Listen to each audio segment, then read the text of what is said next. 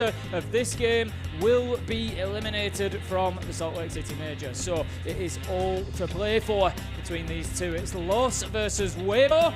It is Night Haven Labs, and it is Des underway. Here we go then. Let's get into operator ban phase and see how things shake down. Labs as a map, both teams do enjoy it, but WEIBO more so than anybody else.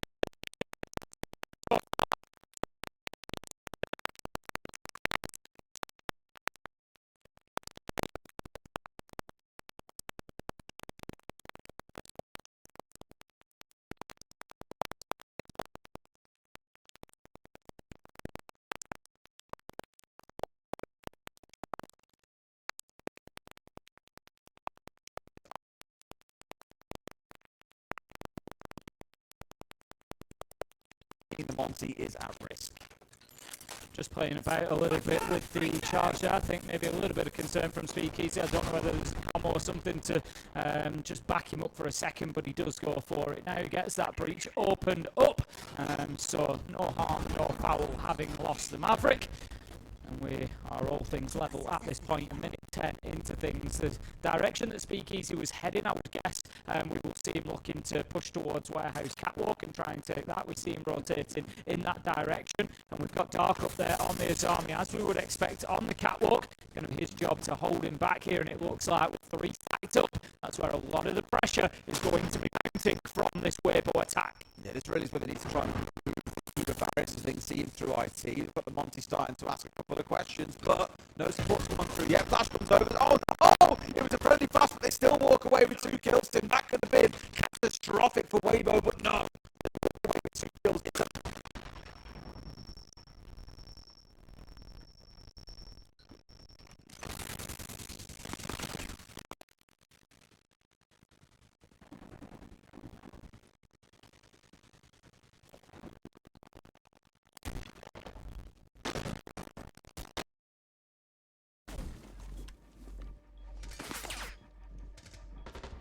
to try and force their way in. That was the kill that they needed. Daffo taking down gave them the space to start a plant if they wanted to, but they didn't need it as they flick around. Daffo gets the kill onto Nux, and that is going to be WEIBO taking round 1. It's about as bread and butter as you can get, isn't it, that attack as well? Get control of IT, move yourself over towards Warehouse, and then get the Monty up onto Catwalk to try and pressure the player that's sat in there. Now, we've seen a lot of Azami bans on this map throughout the week as well, I think precisely for the reason that you just saw. Being able to drop down those keepers and protect yourself from the IT angle does force more aggression to have to come directly through Warehouse. You're not asking a whole lot of a team to be able to apply pressure from there, but at the same time, it's just another risk that you have to worry about at the same time. A C4 flying over the top, for example, could have been a bit of a bother if they managed to find the angle, but they get away with it, and WEIBO take the first round. Down to the basement we go, Tim. I'm seeing Nux going across on towards that pulse. We saw some brilliant play from Alamau on Cafe playing this pulse yesterday. Can't quite say it's a direct replica here on Nighthaven Labs, but you can imagine what the intent is. It's going to be trying to find C4s, given they've got 2 in back pocket. By contrast, we've got the Ram being brought. It's going to be switched out to the Sledge, but one way or another, there's going to be some vertical destruction brought along by Hoven. So we would expect to see WEIBO looking to get in and above, which is going to give opportunities, as you quite rightly say, to that pulse. Nux already set up underneath storage, ready to have a look with that heartbeat scanner. A, are they coming for the wall? B, are they working above us? And can we find Nitro kills up above? There's not just him with one in hand. There is also Dark, who's brought Mozzie along and has another Nitro. You saw the immediate response from Dafo there as well. And this is why it's important that whoever is playing on the pulse, typically, like I said yesterday, it was Alamau for G2, but there's an IGL doing just that. That they can feed information back and forth, or at least someone who's very, very confident in being able to call out what it is they're saying and doing so accurately. This is where call-outs, Tim, become very, very relevant. Either way, for now, it's all about trying to get control of top and then work their way down for this either way. But they want to make sure that this entire map is clear because there are currently 4 players all sat on the first floor that need dealing with. Pulse just continuing to watch that breach for the time being, but his focus is going to have to switch to above him at some point because we can see now that the pressure is mounting. Turd's going to drop down into Warehouse, knows that there are players down towards the bottom of those aqua stairs, and he's going to go looking for them just as soon as he can by the looks of things. One Nitro goes out. Nux is not going to find anything with that explosive, so that's at least one problem sidestepped for WEIBO. For now. Again, it's about all the worries of having to work your way down this first floor, which they've now largely got, although I say that, and Dark has managed to work his way up to the second floor. Still a couple dancing around on the first floor as well. So this is a attempted flank coming on through, and this is where flank drones are going to be super important, or you hope that Speakeasy has done a great job with those air jabs to protect them. We go rounding down for one, but it's Perez to find the first kill. That they need just as the track comes through onto Dafo. Still a lot of problems here for WEIBO to worry about. They could get very much stabbed in the back by the 2 players that are running around now on the first and second floor in Dark and Perez. There's one done and removed. Reaps getting the kill needed. Yeah, this could certainly, as we say, could do with getting Reaps online and working here, and that will be a good start for that, and hopefully he can start finding a few more for his team. 4 versus 4, 45 seconds left to go. The problem here is they don't really have any confident control, WEIBO, of any sort of sites that they could execute on at the minute. They've got Turd inside of Animus, but otherwise they're kind of hanging around Warehouse, hanging around that mid-floor. Ape's just outside with the diffuser in hand, and it feels a little bit stalled right now. Oh dear. I mean, that is not ideal. That's the one that he wanted and almost loses his life for it as well. Now being rounded off towards control to his right-hand side. We're into the last 20, and that plant is going down. Only having that one smoke on side simply wasn't enough, and it wasn't properly placed, Tim. Diffuser finished, and now WEIBO, the ones in control, unless Dafo can go nuclear. 2 kills brings it down to a 3 versus 1, as Dash contributes as well. Reaps has found one that's round him, but he needs the lot. Uncharacteristically missing a crucial shot there. Missing a few, in fact. Gets away with 1, gets away with 2. He's only got to win the 1 versus 1 onto Perez, who's now rounding onto him. As long as he can waste time here, Tim, he can still win the round. He just dips himself back away to control, knows where the challenge is going to come Why from. Didn't want to take the fight too aggressively. Perez wins it out and has plenty of time to drop down, get on that diffuser, and close out the round for Los. It was so close for Reaps in the 1v3. I get it. But at the same time, if he'd hid for 3 or 4 more seconds, Tim, force him to drop the hatch. He can play around the hatch at that point. Either make him chase you and run out of time, or make him have to make an attempt on the diffuser. And that could have been your round. So close for Reaps. 3 in the round himself, but not able to get the one that mattered most. Los get on the board. 1-0. apiece. I think he was a little bit concerned there, Reeps, about having a similar situation to, if you remember, Souls yesterday.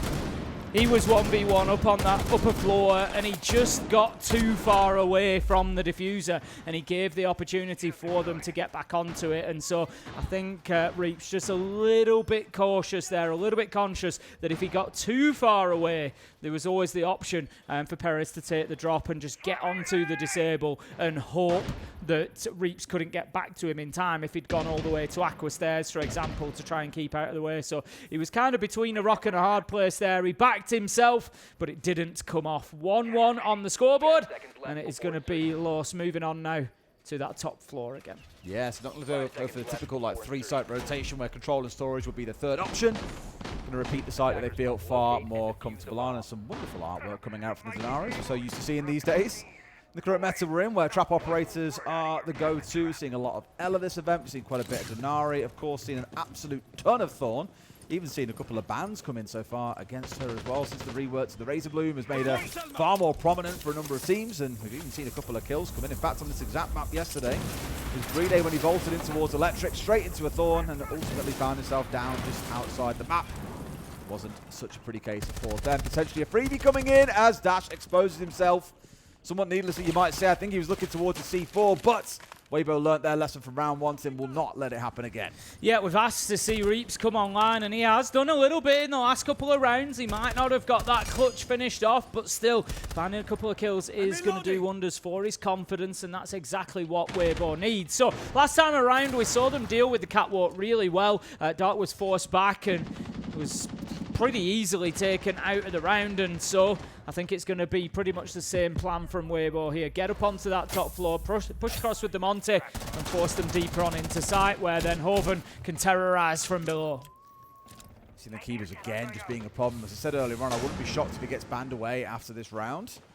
Here we go already, asking questions inside of site. Here is the Monty, about a minute quicker than what we were back in round 1. Now with the breach charge going onto the wall, it'll give them a great line of sight in towards site itself and make things much more difficult for the defenders. It's not always about opening up a wall and immediately exploding kills. It's more the defenders knowing if someone is playing on that and they peek in at the right time, 2 or 3 of us could be dead. It just forces them to move where they're playing on site itself into less ideal positions. Just going to have... How are your predictions going, by the way? Middle of the road at the minute. And who have you predicted for this one? Well, it's not. It's again, it's not really by game. Yeah. It's by the teams that are going to qualify. I don't think I had either of these two qualifying, if I remember rightly. Oh, Nux. Now look, if you're going to take anybody out of the round off your own team, don't take Perez. Dark does manage to get onto the flank, finds Turd, takes him down. That leaves this Monty in a bad spot here. Yeah. Oh, Dark, so casual. On for a 3 in the round, only Ape left, and he himself has got to now pick up a 3 in the round. Diffuser's down though, this is the problem, Tim. This is a lot of recovery for him to be able to get going. That air jab surely will go off if the Azani swings in here. No, just a little bit too deep. Dart makes it a 4K. And just like we saw in our game here yesterday, Tim, when the Monty has the supporting player taken out, it was Tuhan on the side of Enterprise, then whoever's left on that Monty gets relentlessly bullied. Well played by Lars to spot the opportunity, but WEIBO have really let that one go.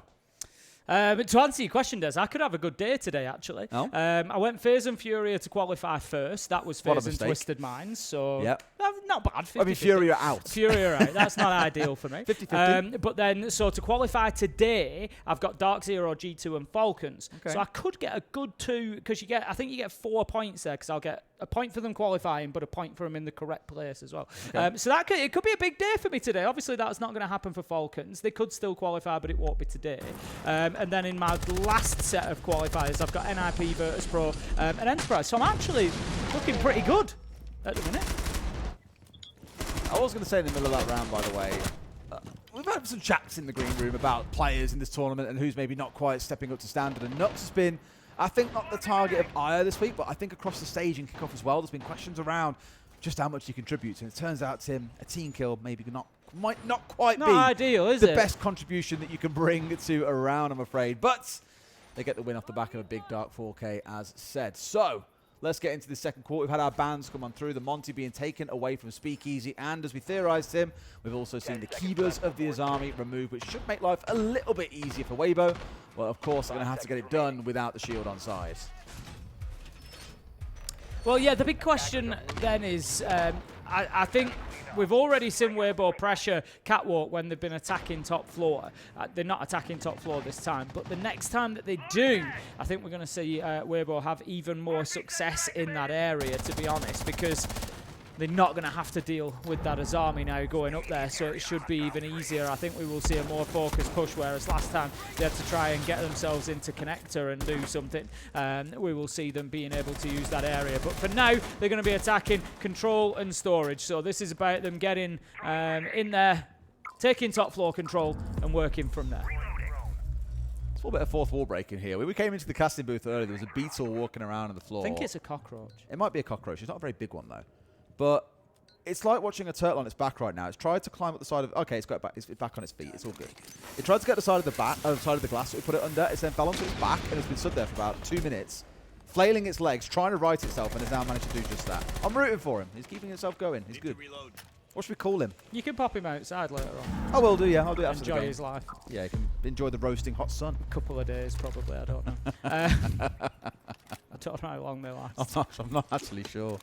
Right, okay, so immediate pressure up towards that RT wall from underneath. That's just going to enable them to try and open it up, but it's actually still electrified at the minute. Therefore, if you remember, I said they might play the bandit onto that electrical wall. They hadn't done it so far, but they have done this time. It's being supported a little bit by Nux on the pulse underneath as well. And right now, IT wall still electrified, still closed, which is pretty big for a control storage hold, because one of the areas they're going to want to get emptied out is IT, get that floor opened up, and it gives them the opportunity to plant pillar later on, whilst Bandit is able to play in there. There's absolutely no chance. Hoven goes in, takes down Dash with a big entry. Yeah, Hoven had a wonderful game the other day when we were casting two. RP into another. There's Reaps, the player that I said I need to see more from. This could turn into a team ace here, Tim.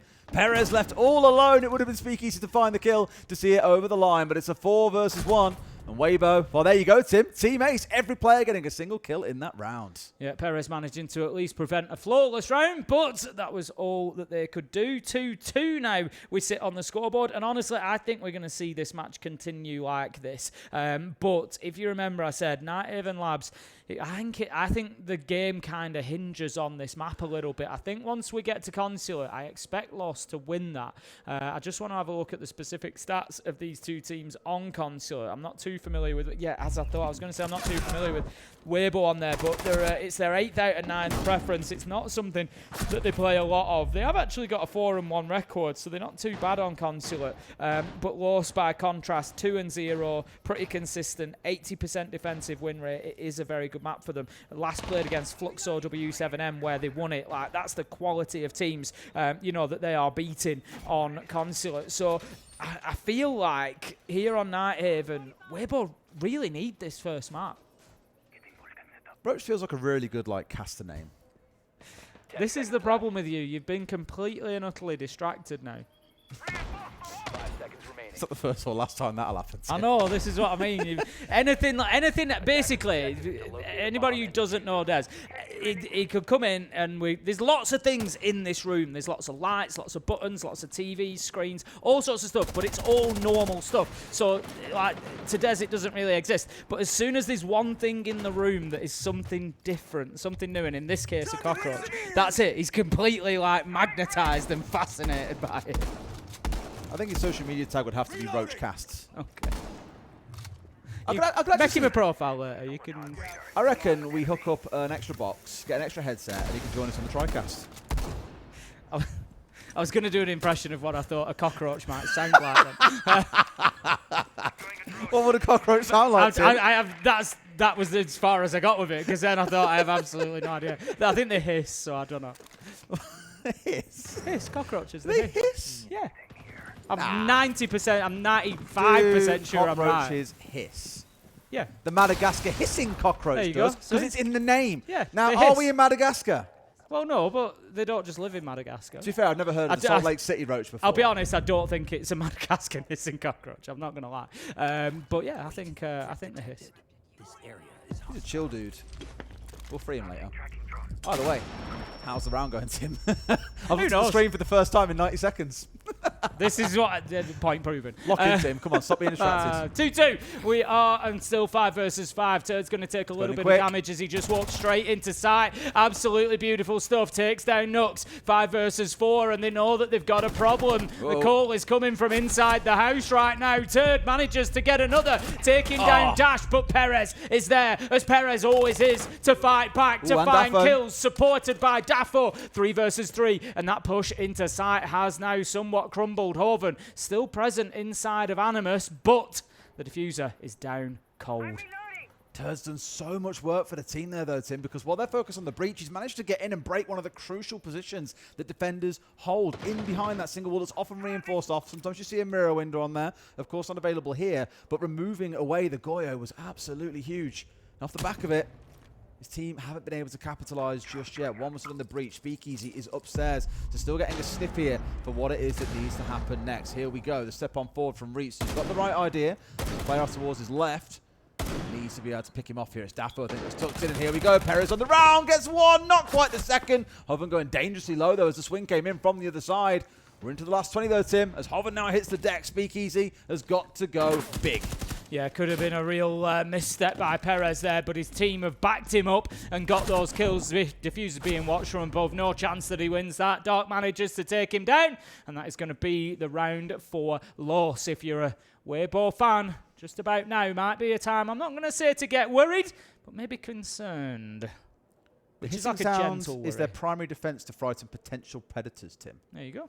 Yeah, that's definitely not a mad look at it. No, the one we've got isn't. But Nice. I'm sure it can maybe make a similar noise. I don't, Tim. It's not called a hissing cockroach. I'm pretty sure it's just a cockroach. Cockroach with full black body. They're called black cockroaches? Yeah, they are. What do they do? The oriental cockroach, also known as the water bug, apparently. I don't think that's it. I don't know. No, that looks a bit like it. Yeah. A little bit. Jammer ready to activate. Either way. Roachcast is having a great time with Apparently, just to round it out, they don't make any noise. So what noise would they make then? Not a hiss, Tim. Well, You've done some great sound effects over the years. I know. I'm not. Yeah, and I've been clipped. I've been clipped and ridiculed every single time. So I've learnt my lesson. Social media team have scared you off, have they? Yeah. That's a shame. The last time that I'd mimicked mixing up balls in a dish. Yeah, I remember that one well. I even asked you to do it a second time, and then you did it. It was wonderful. Stupid. A freebie here, maybe lining up, hopping downstairs, but I don't think Dart was 100% aware that it already stepped in. Of course, tracks available for when required. That charge story throughout the round, and Dark almost being picked up on his way back up there. Now, Hoven is going to fall. He was the one downstairs waiting to see if he could sniff at Dart, but now they've got that entry. He can afford to just back off here and waste more time. Yeah, that's really good from Lost there, because Hoven's played the Deimos underneath every single time. They've not taken the choice to ban it. Instead, they've taken away the Monty, which has been more of a problem. And they've said, we know that Hoven's going to go in underneath. It's predictable now. So we're just going to use that knowledge and we're going to go in and take him out. And that's exactly what we've done. A lot of those shots are hitting the wall at the minute. It's all right. You can see the bullet holes. Tim, like it's about sending a message. And he sent many a message. Yeah, I'm sure that they're terrified. 5 versus 4 then. So yeah, Dark goes and punishes Hoven underneath. Absolutely brilliant stuff. And what it does is it really limits now WEIBO's ability to move those defenders round inside a site. That's one of the things that will happen there. They can take Catwalk here. We spoke about Catwalk because Azami's now been banned. So, as predicted, nobody from Lost is playing out on the Catwalk. Speakeasy with the shield could get up there quite easily. But they're not really focusing too much on somebody walking into sight. Turd goes in, finds one. He's already done this. He was punished last time. Is he going to be punished again? Yes, he is. He will, and it's Nuts getting his first kill of the game. Whee! I think that's one call not available, though, for WEIBO. Goes down with Turd, who for the second round in a row, as you say, Tim, has waddled in towards sight, brought down a player. At least so far, nicely recovered. Sees a freebie on a lie down there, and a C4 comes through. Speakeasy now on 1 HP, and that smoke, so close to seeing him finished off, but no, he stays standing for now. Yeah, some proper I'm in sight, boys comms coming out of Turd so far in this game. We've all been there. But it just really hasn't paid off in the last couple of rounds. Reaps is going to make a hole in that wall, and it only serves, as we always say, to work both ways. Taken down by Dark Perez onto Reaps, 4 versus 1 now, and it looks like it's going to be a 4-2 split for Los, which is going to suit them down to the ground on the defence. They'll be very, very happy with this for sure. This has been a very weird half overall, I think. Yeah, at times, as we've seen, players on the side of WEIBO very much waddled in towards site by themselves and got a couple of kills, and the rest of the team have just been a little bit of a way behind. I'm concerned about WEIBO at this point. I really am a little bit thinking that they're on the downhill. Fala aí, Hugão. Mano, acho que nem vamos falar de plano nem nada. Não. Mas meio que Só pra fosse vocês lembrarem só que assim que o 0 deles é default, eles givam garagem, reforçam a parede e batem elétrica, tá ligado? tanque eles só fazem um 3-1 variando muito a comp. Só um 3-1 mudando a comp. E a Caixas é guivada, Caixas pode ganhar rápido ali de você buck. vai fazer essa play aí. E a Caixas é uma 3-2, pode virar 4-1 com o cara subindo água ali. É isso. Perfeito. Sim. Isso. Nada demais. Estão jogando muito, guys. Parabéns. Igualzinha a nossa, né? Igualzinha a nossa, né? Pra caralho, velho. É parecido, tipo, só o setup de cima lá que é um pouco mais fraco. Pô, Pérez é... Tristeza, deixa eu vi Tá só aqui jogando na muito, câmera, tá dando umas rotadezinhas sinistras. Só tenta comunicar um pouco melhor, tá? Quando você estiver fazendo isso, tipo, eu meio que tô tendo que olhar sua tela e comunicar, mas tá jogando muito, tipo, só tenta esse bagulho da comunicação. Um bagulho, quando a gente for atacar caixas, eu sei que a gente combinou lá NIP mais um, mas lembra que a estrutura deles pode virar 4-1, tá ligado? Aí ela começa na escada ali, ela desce pra jogar do comando, a play fica 3-2. Só que se ela subir full e for jogar do pilar, 4-1. Delay. What do you think, Hoven? For storage? No, I mean No, for for basement. From basement? No, I think, yeah, just no, I what I think say. it's No, just still what I in say. the Just, journey. yeah, you play that to me, let me play the ball then. Because I still can make rotates and stuff, and I still can look down for the fast place. Yeah. And yeah, then top floor, we can do... Let's see what the band, they never do the mirror band, we just do the double C4 lah. Yeah, and remember, guys, on top, they always like to come on con, you know. We have the pressure on con, open the wall. So, yeah, it's default stuff. They will come IT, they will pick like Hibana maybe, or they will ban Mira. We need to see and adapt to these small changes, you know. Okay. Okay then. The second time we go basement, we do the Dinari and the Valk play. Let's go, guys! Guys, we are the best, guys. Let's Not done taken from that, to be fair. Outside of course, a little chat about bans and playing certain parts of the map. We'll see how it develops. But the bans are going to start out, Tim, very similar to how they were back in the first half. Kaid and Monty being taken away. Yeah, we'll see if Mira joins the party or not. They will do this time because it's going to be Bandit taken away. Do you like cockroaches, Tim? Or do they bother you? I can't say that they bother me. Do I want it running all over my face? Not necessarily. I take that approach from most bugs. I don't mind a spider being on the wall knowing it's not going to jump on me, for example. Me. As long as it's not like running all over me, it's fine. I find them fascinating in a way, but at the same time, also, like you said, don't really they're want amazing them on me. things. You know, I mean, this one probably isn't, because Roach casts earlier on managed to fall on his back like a turtle and got stuck there for 2 minutes. It took real effort for him to right himself. I'll give him that. He's worked for that. Mental fortitude. Absolutely. Could survive a nuclear winter. That'd be fantastic, yeah. Oh, can WEIBO survive here? That's going to be the big question. What do cockroaches eat? No idea. Anything they can find, I'd imagine. Anything they can find. 4-2. What do cockroaches eat? They're an opportunistic omnivore. That's a really cool way of describing something, isn't it? That sounds an like opportunistic anything. omnivore. Yeah. Nearly any organic material, including human food scraps, such as sweets, grease, starches, pet food, cardboard, book bindings, hair, soap, and decaying matter. But they can survive up to a month without food, so I think your theory about him dying in 2 days' time is incorrect. Well, it would suggest that. But water does have to be available. Right. Siege. Ugh, when desperate, feeding on feces, dead insects, or each other. Ugh. Who do they think is going to win this game? Let me ask him. Roach, who's winning? It depends which way that he crawls. Okay, he's gone to the right. He thinks WEIBO. Okay, does it? Yeah. Look, at the minute, I might actually keep him. I'm sorry, he's a pet. I'm just pet roach. I'm looking at the numbers. for Night Haven Labs, particularly for this second half. WEIBO on defense, 64% historic win rate. They've got an opportunity here. Lost are only at 46%. They've got a decent record, 2-1 on the map, but they struggle a little bit on attack sometimes. So I think these first two rounds, round 7 and 8, going to be particularly important. If WEIBO can grab both of these on defense and level it up, then I think this map is very winnable for them. It's one of them where I always say it's in, you know me, 2 hours for a game of Siege. It comes down to how Los attack. So that's the thing I'm really excited to see how it kicks off. Naturally, eyes are cautiously on Nux here. He's the one on the blitz. He's the one looking to cause bother with his shield. He's the one with the diffuser. So that is who WEIBO want to trip up, and you can see in the line that they brawl along. They've got a couple of trap operators here as well. One you probably wouldn't look at and say is a trap operator, really looking at the Soulless there, because that's trying to identify where a team is pushing in. Where they're coming from. Reach, the first one to have the point of contact on towards Nux. A few little shots onto his tippy toes. Puts him down to about 70% HP. Nothing too bad at this point. There's got to be respectful of the cuts here as well, and that's a good... Oh, no, whoa, whoa, whoa, whoa, whoa, slow. Chill. Calm down. Team kills not needed. We've already had one in this game. We do not need another.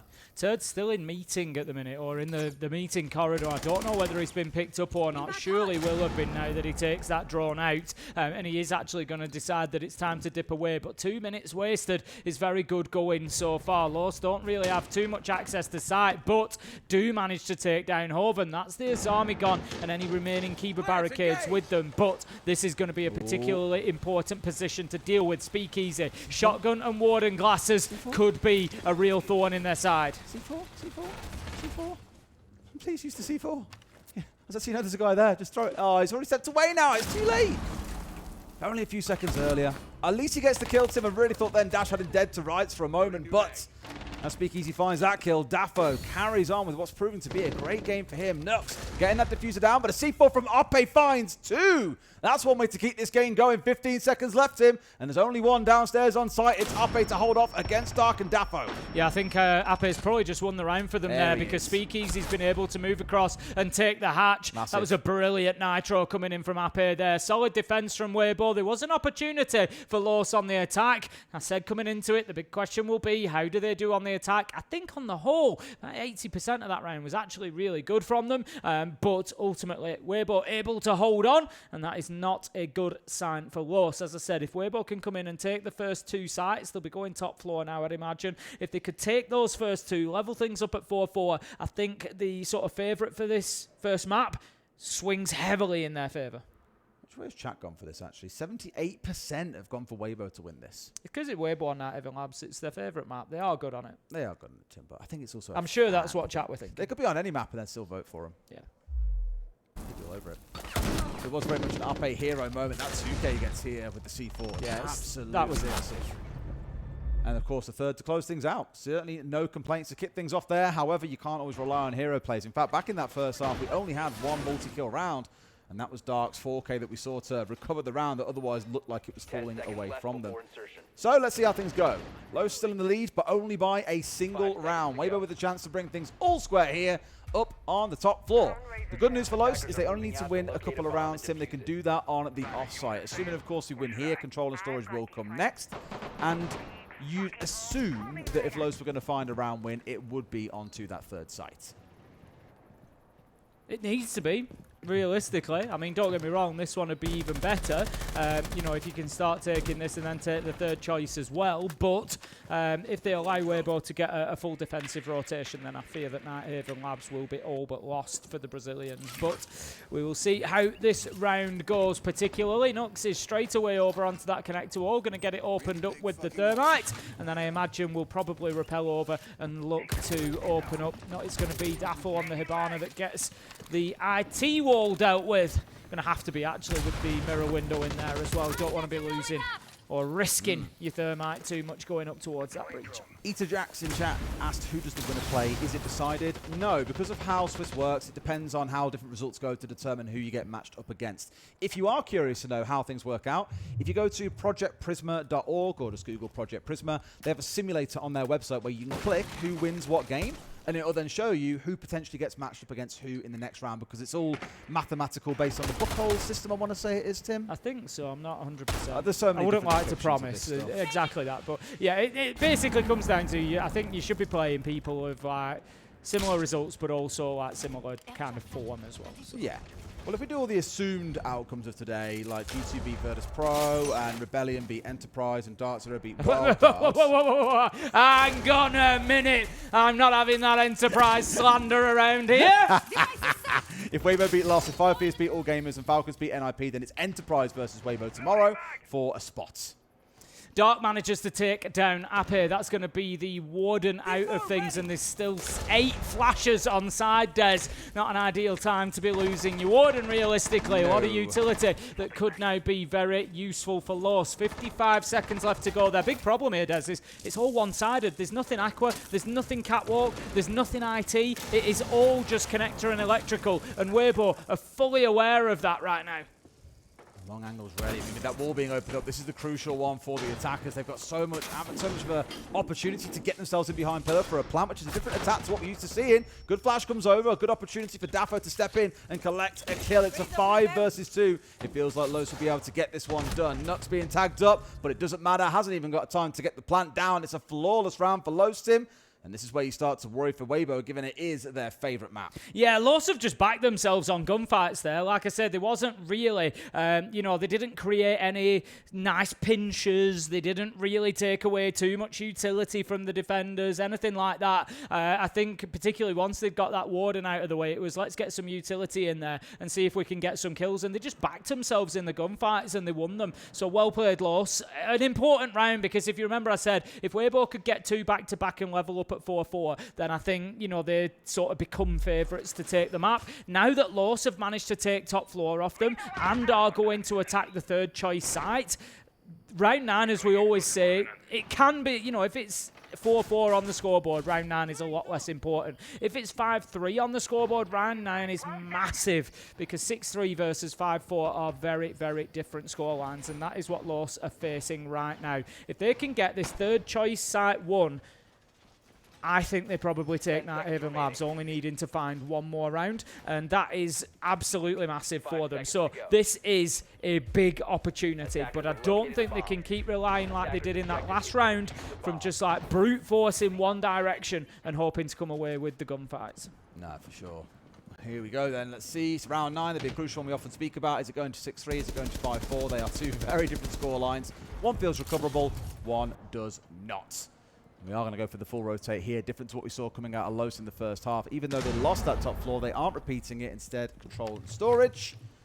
And we've seen this one so many times. It normally entails getting control of IT first. You don't need the entire top floor, but you do need IT opened up. And then normally a ram will roll on through, but other kinds of vertical destruction will work as well. Get yourself the vertical holes opened up so you can't have anyone providing cover onto, or at least control of IT means that you can't have a defender covering the default plant spot inside of storage from above. Control from above even.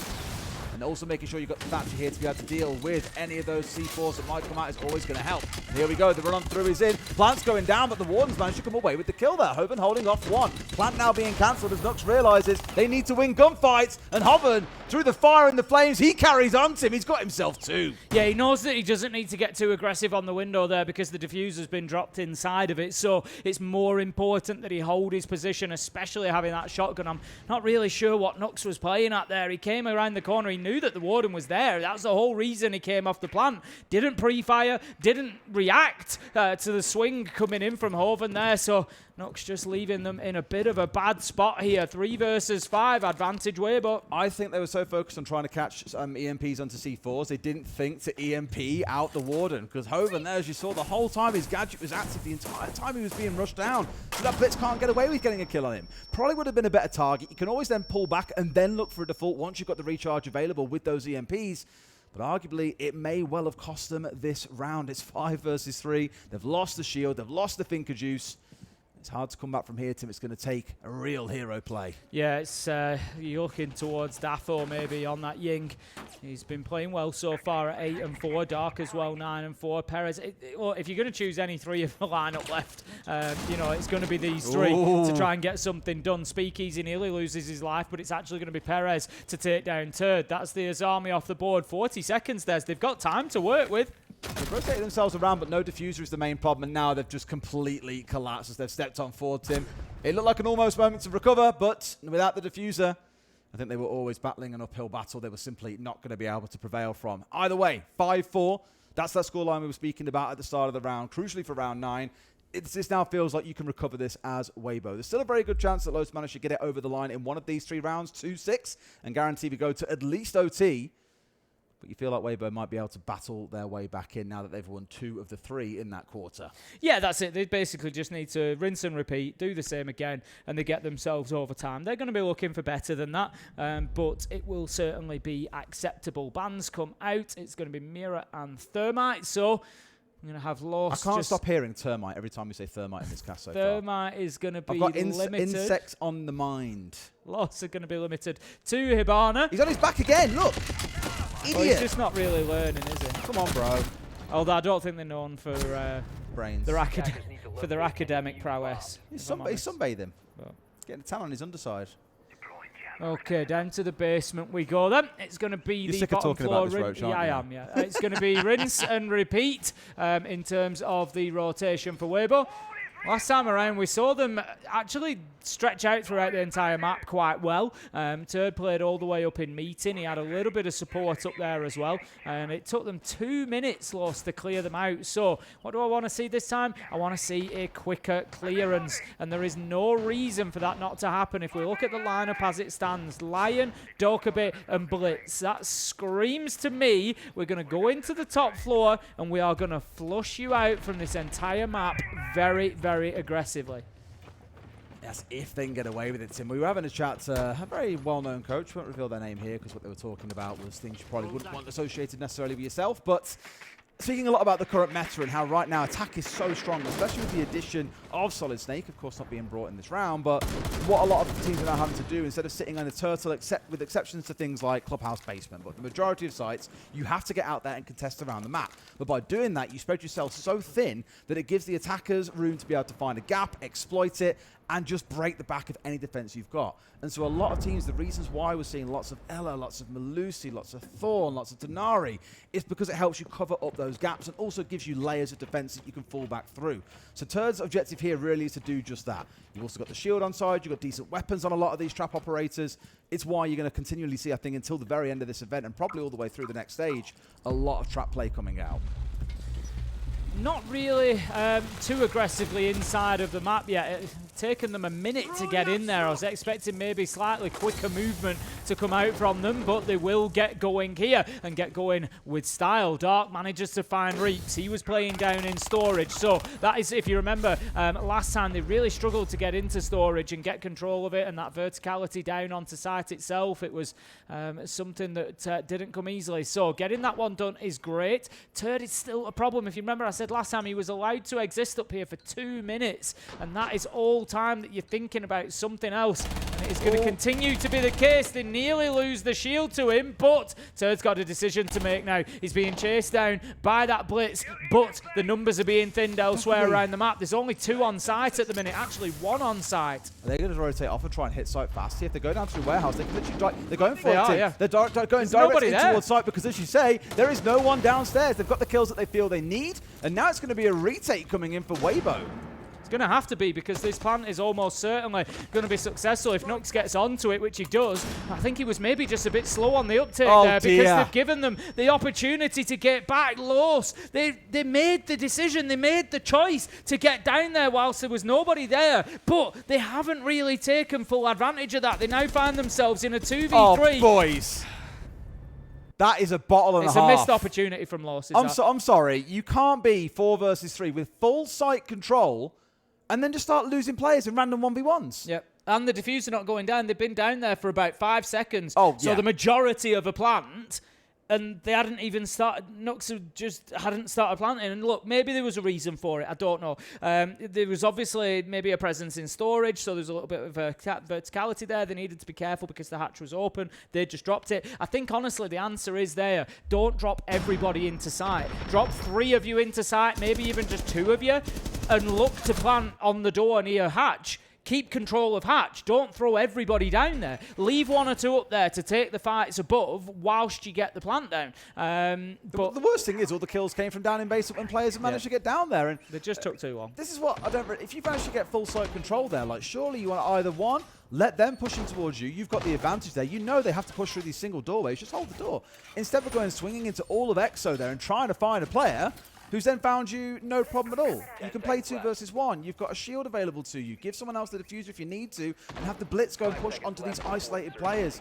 Just felt like Lost got a little bit caught up in the moment there. The communication wasn't on point, and their chance to go at 6 and 4 has now been lost. And WEIBO, the door is wide open to make this a 7-5 scoreline and take the map in regulation. Yeah, could be a massive difference maker, could that round. Back up to the top floor we go. If we look at the last time this was played as a defensive site, it was the only one that Lost has actually won. It was back in round 8. I don't think they can really repeat what they achieved last time, which was basically all 5 of them stacked in connector and electrical, and they took gunfights and won them. So Lost, they need multiple angles here to attack from, and that's what we're seeing at the beginning. We've got IT wall is being worked on. We've got connector wall being opened as we see, and then we've got a play around on Aquador as well. So Los are definitely trying to spread WEIBO a little bit thinner this time.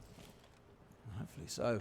I have to ask, by the way, I know there's a bunch of you in chat obviously watching all behind APAC. Are you from APAC, and if so, what time is it? Because yesterday when we were casting Enterprise, it was like 4:20 in the morning. 4 hours ahead and then 12 hours. So it should be 4:30 a.m. It was around that time for Enterprise yesterday when they pulled off their heroic feats as well. I can imagine if any of you are watching from APAC, it is another late night. But maybe you're enjoying what you're seeing so far. They're still keeping themselves competitive here despite going behind a little bit earlier on. Nux once again on that blitz with the shield. Well, with the diffuser in back pocket more than the shield. Of course, he's got a shield. He's on blitz. So all the focus, again, should be on him to keep an eye on where he pushes in from. Last time round we attacked him towards this site. I thought Lost were really good. They did surround on 3 or 4 different angles at the same time. IT and Warehouse always the go-to, but also having a player pushing in here from Connector. Not a bad spot either. However, it's Speakeasy getting rid of the shield. Like, how are we losing the shield, boys? Tried to get aggressive into Aqua. That's what they were trying for. Kill after kill comes in. WEIBO shut them down in a heartbeat. But yeah, the whole push there was we've spread ourselves out a little bit more. We are trying to pull your pillar to post. Nux goes running aggressively to top Aqua. And look, he's having a torrid day so far, and it continues. Goes in there, gets himself shut down, and they really do lose the tip of the spear at that point. And WEIBO, they have the opportunity now. They only get 1 chance at it, otherwise we go to overtime, and we are going to see Lost going for the tactical timeout before they go into round 12. Yeah, very understandable, because they just feel like they've crumbled those last couple of rounds, Tim. On timings, we've got some that are at 4:30 a.m. We've got 2:30 p.m. Well, it is a big country. 6:30 a.m. in New Zealand. If you're just looking at Australia, it's a big country. If you're looking at all of the APAC region, then there's quite a few time zones going on. Absolutely, yeah. Fair play to you guys who are up early in the morning. I respect it. I respect it. And so far, you are being rewarded. 6-5 to WEIBO. As you've seen, it is a bit of a panic tack timeout. I often say to him, when there's 6 rounds on the other side, it feels like a bit late to be bringing in a tack timeout. It is a last resort to try and turn things around, because Lost will look at this and say, there are probably 2 or 3 rounds in this game that we really should have seen over the line that we have given away. And not to say that WEIBO haven't done the same at points, but I feel like Los's errors have been far more prominent in terms of their impact on the outcome. Looks like there's not much more to be said from Hugzord here. He's given them the information that he feels he needs to, and we're going to be getting back into things. And it is not quite now or never for Lost, but the last thing they want here, I think when you're in an elimination match like this, the last thing any team wants is to be going 1 down. But like I say, Lost will have that little bit of comfort of Consulate. They are confident on there, and I think, you know, they'll go in there expecting they can get a win on their own map choice. So they're going to then be thinking about maybe how Fortress is going to play out. But as I said, I feel like there's a real opportunity for them. It's never a guarantee. It's never a guarantee, but I feel like there is a real opportunity for them here if they can get Nighthaven Labs. But I'm not sure that's how it's going to play out. They are on trend, really, for their 46% attacking win percentage on this map. It is a map that they struggle to attack onto. But an interesting choice coming out from WEIBO, as they've gone for Kitchen. Okay. There's certainly a way to throw a spanner in the works. I can only imagine it's because the whole tack time at Mabel have been invested in right. They're going to this site next because of how the last couple of rounds have gone. Could actually be Here's what very we've clever. got to do. We've got to change this. We've got to bring this along. complete way to throw it up is just to go to a site they wouldn't expect you to go to and mix things up for them. So this could actually be a genius play by WEIBO. That's first third in the break. Soliton Radar is at least going to let Perez know that he's clear to go into Catwalk. Gets a little ping out in front of him, but Los definitely looking for top floor control here. Perez just does a little double check, and then he's going to be joined inside of Catwalk by the shield as well. So Nux is going to try to push across. They know that there was somebody playing over on the meeting side. It was the Scorpos of Turd, and whether he's going to choose to drop himself back or not, certainly not yet. He's been joined by Reaps as well, so I like this from WEIBO. They are holding on to this top floor pretty heavily. For now, Tim, they have yet to really make the move, but still early on, still plenty of time to play with, and Reaps gets away with one there. Down a half HP, but still dancing around meeting. They've got these vertical holes to the cover above, which means Los really need to get in and get control of this top floor. Turd looking off towards the wrong direction, unfortunately, as Perez gets the kill. The Yokai drone a little bit late on the assist there. Advantage Los then, 5 versus 4. And just having a look across, we can see still Reaps and Hoven and Speakeasy all holding up above. They do not want to give up this vertical. Going to continue to challenge him. Maybe they're going to wish that they had given it up. Perez finds another. I said that they would need a big game from Perez, and he starts to deliver. 15 and 8, 3 in this round. If Perez is activated, Los always have a chance. And it looks like this is only heading in one direction. His teammates step back, and they just watch his glory unfold as Perez hits them for an ace and sends us into overtime, Des. Fantastic round from Perez. It's always painful needing to rely on one player to go big, but when they need him most, he steps up and he does send us into OT.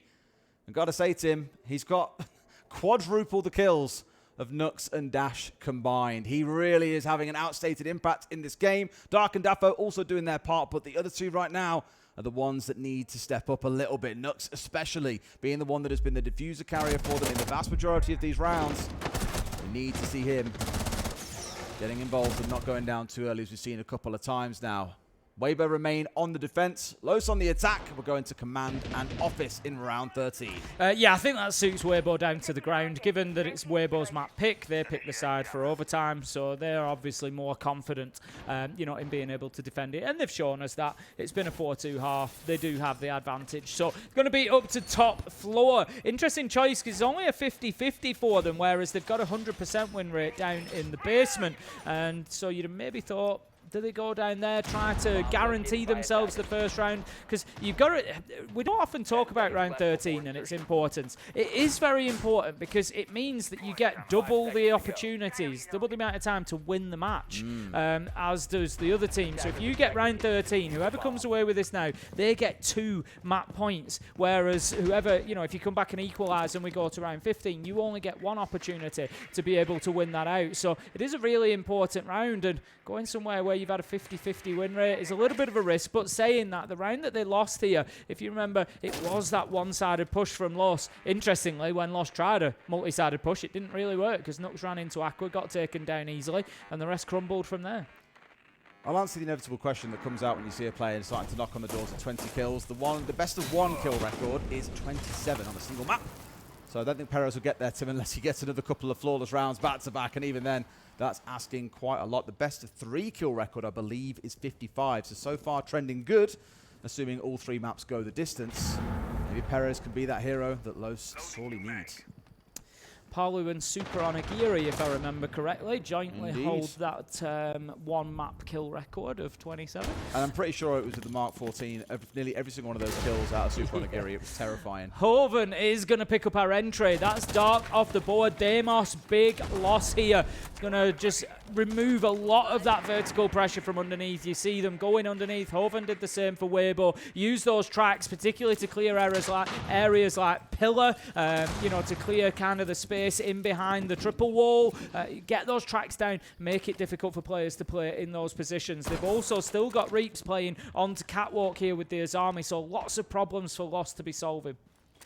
You know where they are. I like at least this time we've got a shield. We've seen so much pressure coming in from the meeting side of the map that I like the way we've really got this one stacked up. Shield, of course, had the reinforcement go on through. Rather than fully closing the wall off and letting the other side opening it up with hard breach, they said, we'll leave it open ourselves and look to challenge. Also, the full reinforce coming in on towards that catwalk side. They're really trying to make this difficult, as you'd expect, for WEIBO to get themselves in. Hard breach charges being used on the warehouse side of things here. There's the feet, but can't quite catch him out there. Perez not able to collect his 18th.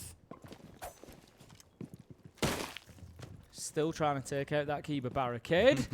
Still so annoying. Still very, very cautious about doing it because he knows the angle that can be held underneath it. Dash is just going to have a look, see if he can catch anybody out at pillar. In go the bees. That's just going to give him maybe a little bit of freedom to move across and take some ground. He's not actually going to do so, though. I think they were hoping maybe to try and get somebody caught out. Perez does manage to find Reaps, takes out the Kiba barricade as well, but time is going to be the big problem, Des. 20 seconds left to go. Nux has diffuser in hand, but he's on catwalk, and I'm not really sure where the avenue is to get into sight and put a plant down. He's got to do it all by himself, it feels here, but no, up the back comes Hoven, the 3K in the round, Nux falls, all the fire in back pocket going with him. Perez, the hero of the moment, also gone, Turd for the close. They've won again, Tim, and on the flank this time round, Hoven has got the business done. We're up to map point for WEIBO. Yeah, great flank from Hoven there. Just managed to approach silently. They had absolutely no clue, no drones, no intel to help them with it. And I think given the stage of the round, we often talk about timing on those flanks like that, and it was just perfectly timed from Hoven. You've got to understand at what point are they kind of reaching that critical moment of their attack where they are going to be focused on sight and sight only. And he got that absolutely right. So, advantage WEIBO, as I said, 13 is an important round. It gives them now 2 opportunities to close out this map on Nighthaven and take the advantage in the overall series. We're going to see the defense of Los, and by contrast, they've not gone up to the top. They will be defending the basement. If we have a look, they won it twice, and they go for their 100% site. I'm actually curious where Hoven sits in the overall ranking for this event. But prior coming into this game, he was ranked 22nd on EPM. Ain't bad when you've got 80-odd players, very much near that upper quartile. Solid on KD as well, almost rocking a 2-to-1 actually, so really no complaints on that side. And I imagine after the performance that we're seeing on this map, that's only going to get better. It's really very much been him versus Perez throughout the game. Of course, others have got involved. Arpe and Dark both having big maps too. But all that matters is that score at the top of your screen. Once this round's done, we could be going into Consulate with WEIBO up 1-0.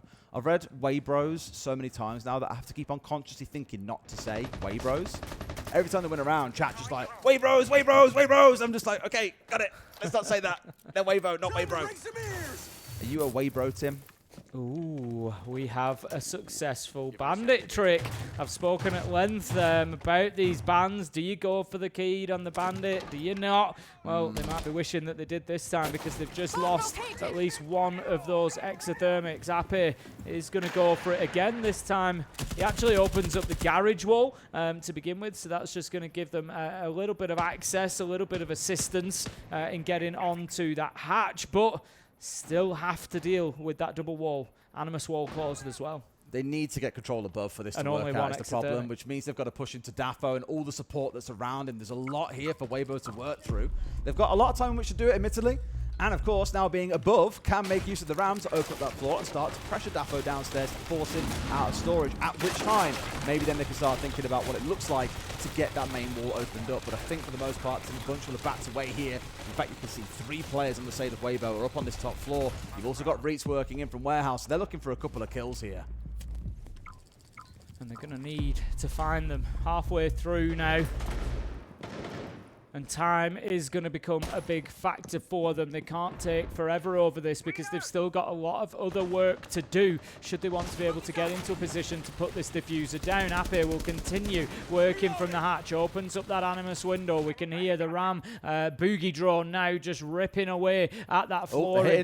Not inside of storage yet, but as you say, they are making a move. All they've got to do is look into storage. As long as they can block that off, they're not too worried. Ape's dropped in already. They're looking for this narrow plant just inside. Last time round, they had a couple of players just go marching in. He collects a couple of freebies, opening up the soft wall here to give themselves that plant angle. Now it all comes down to Los, but I've really got to see the rest of WEIBO here give some support to Ape. He can't get this plant down as it stands unless they get a couple of kills. Nux going 2-10 here. Not a great game for him overall. It leaves only 4 standing for Los. Just holding a tight angle through there. Is he going to be able to hold the cover? Ape goes C4. for it. Nitro comes out. It's big from Dafo. Perez manages to find Speakeasy. It looked like it was stacked against Los, but they have fought their way back into this and are now 4 versus 3. WEIBO scrambling. 24 seconds left to go. They might still be able to get away with this though. Reaps into one more as Turd hits the deck. Hoven into a secondary is again. This man will not be stopped. 2v2, round in the corner. Dash with a big couple of kills here. His 4th and 5th of the game. Reap's going to try and stick this one to see it all the way through. No one pushing him in just yet, but there should be a drop. Off they come towards the side. He will finish this. Guns up, but he's got to win out both. One at close range. He won't get it, Tim. You can say the line. We're going all the way to 15. Des Los are not ready to give up Nighthaven Labs yet. Dash will disable that diffuser. And what a great battle we had there on the site. Neither team wanting to give an inch. It was so close to having the opportunity for Ape to get that diffuser down, but then we just see that Nitro pinpoint accurate gets the job done, and WEIBO would just scrambling from there on. That makes it 20 for Perez. Well, Tim, it wouldn't be our first map of the day if it didn't go to 15 rounds. Of course, it's got to go all the way. WEIBO now pulling in their own. I don't want to call it a panic timeout, but it is their sort of last chance saloon timeout here. What is it they're going to pull out? What site are we going to? What defense have we got in mind? Because I feel like you're rolling the dice if you just play the way that you have done throughout this entire game so far. It's crazy. We've got 2 players dropping 15 plus kills, as you can see. Perez on 20, Hoven on 16. The pair of them going absolutely massive. Yeah, it's really, I mean, Perez has got a 2 KD. He's 20 and 10. At this level of play, that is absolutely ridiculous. You know, I'm glad I said on the way in, watch out for Perez. He's the one. They need him firing. And he certainly is delivering for his team at the minute. So, good stuff. We're going to head into round 15 as the tactical timeout from WEIBO comes to a close. And we will see who takes this one. And Des, I don't want to overexcite you, but we've got a bit of a gamble coming out from WEIBO, I think. What, with storage and control? Storage and control. 100% win rate down in the basement for them, and they've chosen not to take it as either of their sites in overtime. I hope this doesn't come back to bite them, Tim. Attackers have located a bomb. It would be a bruising one. Let's see how we do then. See how this wraps up and see who has the advantage going into Consulate. On the defensive side, there isn't really a massive shake-up here, Tim, overall. I'm seeing the castle as maybe the one thing to look at and go, okay, that's a bit of a change alongside the Azami, which I imagine we're playing upstairs around warehouse to try and waste as much time as possible to contesting towards IT. Otherwise, it's a big lean towards those trap operators that we've spoken about a lot already. The Thorn and the Ella coming along. Last time around, Hoven was a little bit of a nuke, wasn't he, inside of storage? He survived everything the other side threw at him. We asked questions around why we didn't see an EMP coming in onto Hoven on the Warden, and he ended up getting a 2K off the back of a very, very aggressive position inside of storage itself. This time around, Los aren't going to bother bringing along an EMP. They've got something else in mind entirely. How about that? Ooh, so narrowly close. That could have been the sort of thing that decides this game, Tim, because it would have been Perez getting rid of Hoven. Yeah, those are the moments sometimes that will define exactly which way the chips are going to fall. Gets himself a little entrance way into the basement and can think about getting in there on that Deimos. We've seen a lot of kind of the upwards verticality, if you will, from Deimos being utilised in this match so far, or at least they're trying to. If we look across the defenders, bottom right of your screen, how many of them are on that top floor? We've got Reaps, we've got Speakeasy, we've got Ape, we've got Turd, all playing above. Big clearance needed from Loss. A lot of vertical angles being used, opened up already to be able to challenge down in case there is a rush attempt from low. So they can't afford to just barrel in towards site here and hope for the best. Hoven, of course, able to deal with Dash on that Ying. But no doubt those Candelas are going to play a big part in this round at some point. But now they have to worry about what's going on upstairs. Perez, the one working his way slowly through the basement here. We saw him with a couple of choice shots on towards Hoven, just not quite managing to find the head. We're down to about halfway through the round, Tim. It has been a slow and careful start. Neither side wanted to take big risks here that could cost their team. Yellow Pink's coming out just to try and feed Perez with a little bit of intel, with a few more kills as if he needs any more. But Hoven, last time, was that key defender on the Warden. Have they got a plan to deal with him this time? He is inside of storage. There we go. That's the trap. Be holding his position. Perez Track obviously comes wants him. He's forced him away, and as that Candela's come in, so while he's been forced out of sight, now is their time to go to him, but as of yet, haven't stepped in. Speakeasy has done that. Of course, there's no track on towards him, but he is going to get flashed out to the high heavens here. A C4 comes over, Nuts goes low, but not quite finished off. Reaps getting rid of Daffo, and Nuts comes off the plant. There is support from behind from Dash. This is looking good for Los. Nux tries to relocate inside a site, but he gets cut down. That's Diffuser cold. 3 versus 2 now as Hoven manages to find Dash. Continues to go big in this game. 17 and 8 and still counting. 3 versus 2. Dark and Perez. If you're going to leave it up to anybody to rescue this, surely those two can. Reaps manages to cut down the main man. Turd onto Dark, and it's going to be WEIBO taking map 1. Well, that felt like a golden chance there for Los. They had the advantage for all of about 10 seconds, but WEIBO hold on. And Turd just pointing out what we all saw. Perez dropping 20 kills and still not managing to get that map over the line. We need to see more from Los Team, otherwise they could be going home after Consulate. We'll be back after a short break.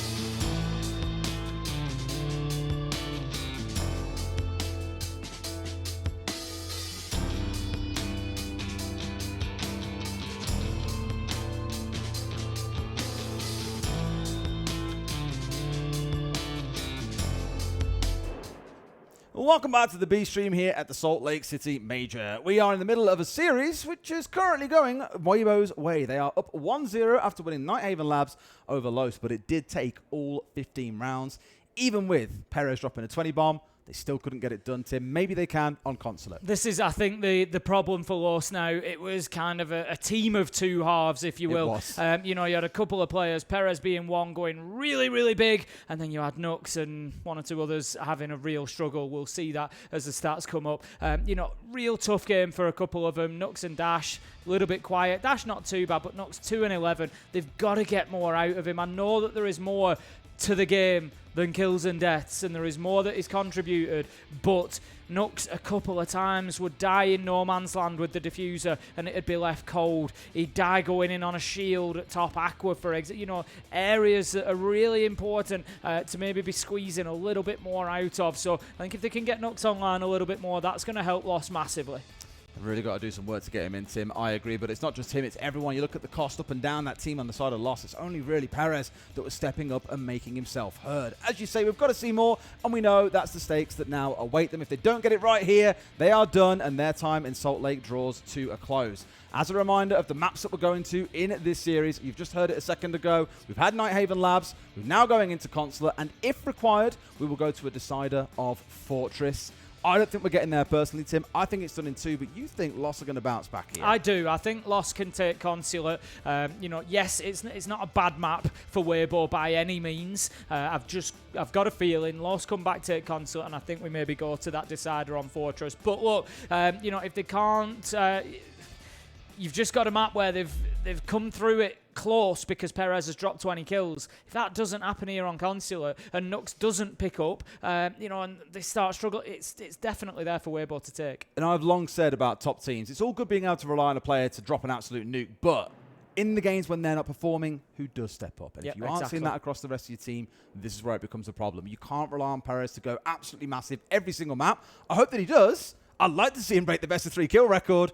At 20, he's certainly on his way there, but it is going to require all 3 maps. And for that, his team need to step up alongside him. We'll get into game in just a moment, and then we'll see how things shake down. Yeah, I mean, you know, you look at Perez, and I think, is he a player that maybe teams are going to be looking at? You know, when possibly he's in there. He's sure around the scene for a long time. Sure, Los aren't going to want to lose him. You know, and I don't know anything, but you look at it and the numbers that he's now putting up consistently. Whenever you've got a team where it's one player that's kind of carrying them through, you know, consistently, you got to look at that and think, is there, you know, opportunities for maybe some of the other Brazilian teams that are struggling a little bit at the minute? That, or, yeah, it sounds horrible to suggest it, but team changes as well. Building a team around the guy that's been really dragging you through a number of tough games is also an option for sure, though it isn't the loss that it once was. Tim, of course, a lot of changes have happened over in Brazil over the last year in terms of org changes and team players moving around. And this is the current state they find themselves in, maybe even out here before we get to the final 8, when I used to think often we'd see Lost pushing for a top 8 finish at the majority events they were going to back when they had Logan and Co on side. Yeah, absolutely. You know, I look at what we've just seen there in map 1, you know, a few mistakes made, and I said to you, I'm just not sure that they come through this at all. You know, whether it's today or tomorrow, at this point, I've got to be honest and say I'd be surprised to see Los in that live stage final. I mean, you know, who knows? Maybe they do. Maybe they have a turnaround. Maybe Perez continues to go massive. Dafo is, you know, I don't want to make it out like it is completely just a one-man team. Dafo has been playing well as well. Dark had a great map on Nighthaven Labs, but I just think, yeah, I'm just not sure they've got enough to get that qualification done. Well, Turd popped up and said, I love you, Perez. And Perez said, cute. And Turd is now really upset that it hasn't come back to him. He really wants it back. He wants the love. Give it to him, Perez. Ideally in the server as well as in the chat. Let's get into our bans and see what operators are going to be taken away. Consulate, a very nice and boxy map. It can be quite tough to move through at times. So things like mute bans can often be seen on the rise here. But the first ones to go through will be Kaid and Ying, Tim. So quite a bit of Ying coming out of Los on that last map. Yeah. And I think WEIBO just don't want to have to deal with it this time round. Especially on a map that's got windows that lead into bomb sites, as we see here on Consulate. It just makes it so easy to dump those candelas in, and you basically can't defend on site anymore. You know, you're in a position whereby you're just forced out by the sheer volume of utility that can come against you. So makes complete sense. We're going to have Valkyrie and Snake banned away as well. I think Snake is a good shout here. It gives you much more of an opportunity to roam. Consulate is a map that's got plenty of space, plenty of staircases, plenty of hatches, plenty of opportunities, you know, to get a bit loosey-goosey, to get moving around that map and keep the opposition guessing when they are on attack. So, yeah, I think taking away the snake is a good shout there. Loosey, baby. Bit of loosey-goosey. Loosey-goosey. Good old Jack Black. I missed that film. I've tried so many times to listen to the original theme for it, but on a lot of streaming platforms, it's just not available. I don't know why it's like a copyright thing. They just weren't willing to share it, but you can't get it anywhere. Okay. I'm going to go watch the film later now you said that. Cheers, Tim. You're welcome. All right, defense for WEIBO to kick things off. As you can see, we've had those bans rifle on through. Completely and done. The Snake always an interesting one. We spoke about it at the head of the tournament, how we'd seen the rise of Snake throughout kickoff. No surprise, a new operator. It took a little bit of time to find exactly where he fits, but also seen a lot of fantastic use cases for him from a lot of teams throughout kickoff, and of course here at Salt Lake, so no surprise to see it taken off the board. Speakeasy, interestingly, Tim, rather than jumping on towards something like a smoke here, is going on towards the Chanka. Yeah, we've seen quite a bit of Chanka up on this top floor. You know, more in relation to basement on bank. I've spoken at length about Chanka's value when it comes to denial. Can deny far longer than smoke and actually kills a lot quicker than smoke as well, do the Shumika canisters, but obviously they cover a smaller area and they take a little bit more skill to get them consistently into the right place. Not only that, but a lot more focus than smoke. He only needs 3, chucks it in there, detonates it, can forget about it, whereas because the burn time on the Shumika launches is quite quick, the Chanka's got to be very focused if you want to deny for a length of time. We've seen it used here consistently towards meeting door, so you're going to see 1 of 2 pushes generally from the attackers on this top floor site. They're going to try to get into admin and copy, move across and plant inside of that meeting door, or alternatively you'll see yellow stairs pressure moving in towards the CEO plant. At the minute it very much looks like we are shaping up for an admin plant, as all of Loss are present over on that side at the minute, and they're already doing some good work. They've got themselves forward into coffin, they've got that wall breached, and they can start taking a little bit of ground, and we are actually seeing a bit of a consistent theme from Night Haven Labs as well, and that is Dark bringing along the Deimos, and he has moved in underneath, so they're going to look to get some vertical pressure, and I would imagine there's a good chance that it's going to be the Chanka of Speakeasy that will be targeted later on in the round. Yeah, it's more later in the round, as you say, that's the crucial part towards that. Really, everyone needs to focus on forcing these players off of this solid ground to begin with, that main hallway being the dividing point on that top floor. For a long time, Turd was dancing around there. It's now pulled back slightly. We've got Hoven hanging around at the bottom of Visa Stairs too, as you can see here. Like it's a challenge, and Dark, well, he'll get his first engagement far earlier than maybe anticipated. That's a bit of a freebie. Yeah, that's really good, because like I said, they were worried about where those tracks were going to be going. They wanted to clear the Deimos out, and not only have you failed in doing that, you've also lost the body along with it as well. We've got Ape down there, so much so they're committing here to sending a second one down. I think that they are aware, but the Razor Bloom just coming in clutch there and keeping Ape alive. He manages to get the kill. Speakeasy 1 with the LMG onto Dash 3 versus 3. All right, I mean, Speakeasy can stall out forever here as well, and as Nux steps in through the breach, very much alone. He pays the price. A bit of a solo operator in that moment, Tim. A bit of a silly death to take, admittedly, and now that leaves the team in a 2 versus 3. But, Tim, while Daffo and Perez stay standing, the 2 best players for this team, nothing is impossible. There's actually an opportunity for Perez to put the diffuser down here. He's got himself into the default spot inside of meeting door, but he decides wants to take the fights instead. I don't think Daffo was in the best position to be able to cover, but no, he is actually now going to try and put that diffuser down. Daffo's got Ape covered here as he comes around the door. Now turns onto the cross, can dip away and play the post plant. This is brilliant stuff from the 2 Lost players. Yeah, great cover from Daffo on the flank, and Perez has just very, very confidently strolled in towards meeting, got the diffuser down, and Turd, try as he might, can't do it against Perez. May have declared love earlier on, but it's nothing but war inside of the game. A fantastic 2 versus 3 recovery, and they get their first attack on Consulate. Yeah, I think WEIBO might be kicking themselves a little bit after that. There was a real opportunity for them when they managed to send Ape down as the second man to take out Dark on the Deimos. It was really, really good from them. It gave them an opportunity with the 3v3 coming out of that engagement. No pressure from below. Managed to take down Nux coming in through that single panel breach into meeting, and it was just all in their lap at that point. But then Perez and Daffo managed to make some space, get the diffuser down, and Daffo was great on the cover as well. I think a little bit of intel was helping him, so he knew exactly where those pushes were going to come from. Good stuff from Los, 1-0, and we're going to see WEIBO move on to the basement. On towards the Pulse and the Yokais. A lot of information to be used here. Now, of course, we saw the Ying taken away during the ban phase, which would have been very, very valuable on this site itself. You do have other options you can turn to. Smokes in back pocket. Of course, if you've got the Capital coming along here, then it's more of the same. Or dare I even say to the shield may not be bad either. But with the change over towards the Ram, that just screams to me that they want vertical control first. Piano is going to be the target. It probably also entails a full map clear, having to work across the top floor down into the first, get the verticals you need, and of course, make sure you get that main breach opened up, of which Reaps is going to be trying to waste as much time as he can. He might be weeping. It could be Weeps by the end of the day, depending how this finishes up. Gotta hate myself for saying Weeps.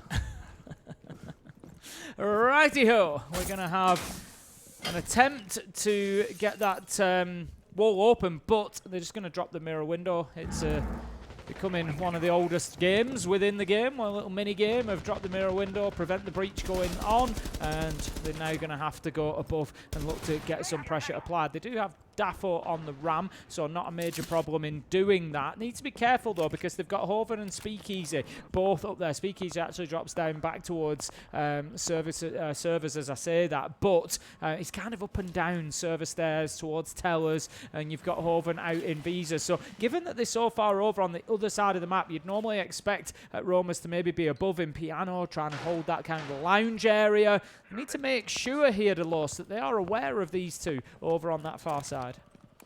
Yeah, I mean, realistically, Speakeasy will know what's coming before it even hits him. They've got a lot of intel to play behind. You can see the Yokais running around here. Alpay is looking to collect information at the same time. The blessing, I think, for WEIBO is the fact they've got all this information and the other side is slow because of having the Monty leading the charge. Does mean that there shouldn't be any nasty surprises, and with all those C4s that you mentioned, a lot of opportunity to cause a spot of disruption. Now, they still haven't got this main breach opened up just yet. We had the mirror that was on it and then shot out so they can contest on towards it being opened up, which maybe suggests why Los have ignored it completely so far. Now maybe have a hint on towards there being a pulse downstairs, and they know that everything they're doing is being seen by the side of WEIBO. How can they now deceive them and do something they won't expect?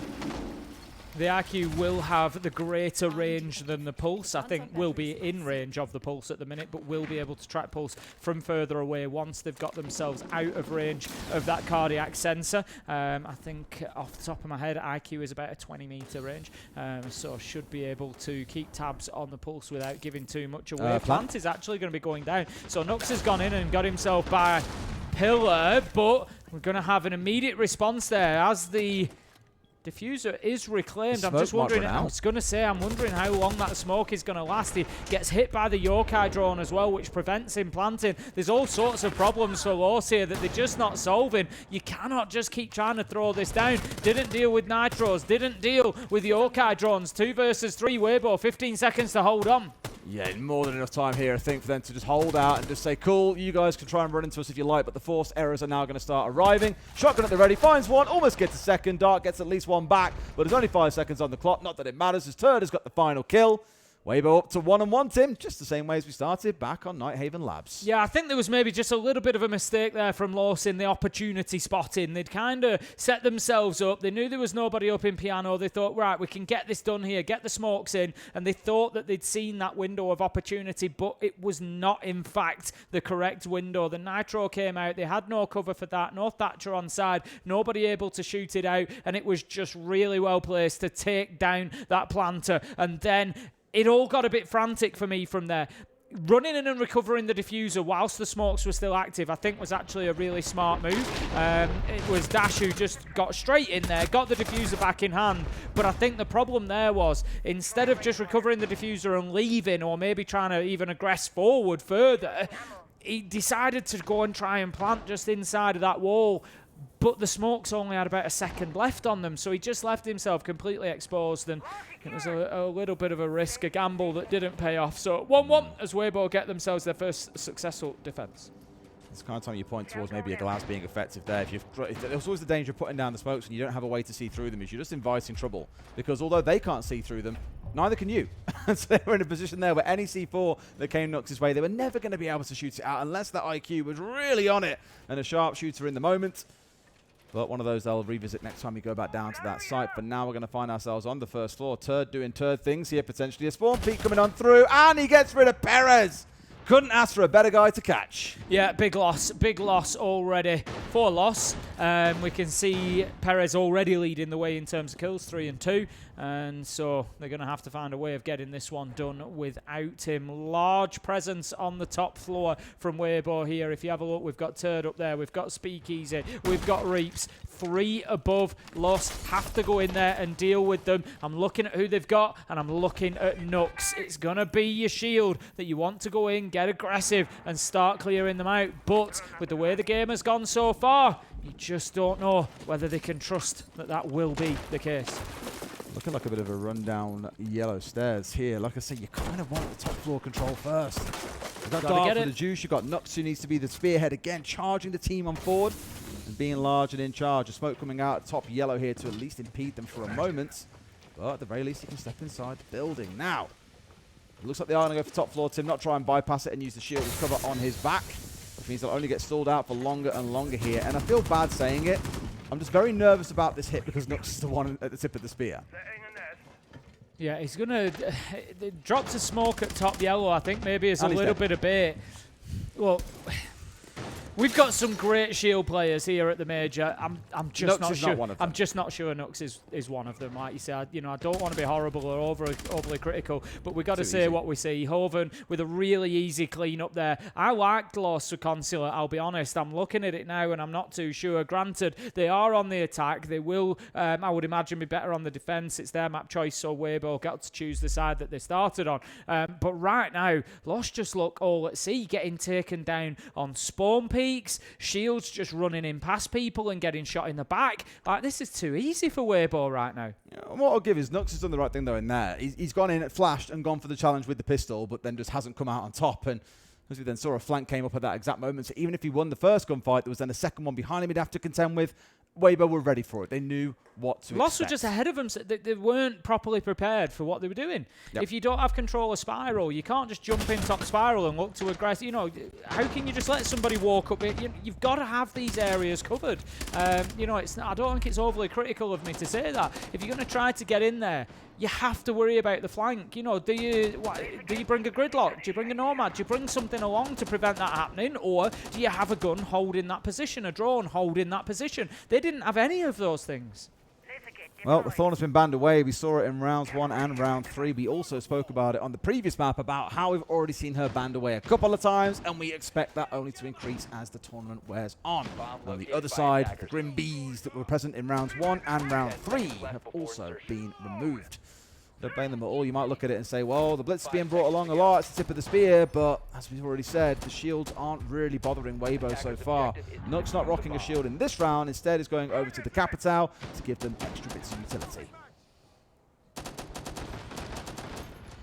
Back where we started then.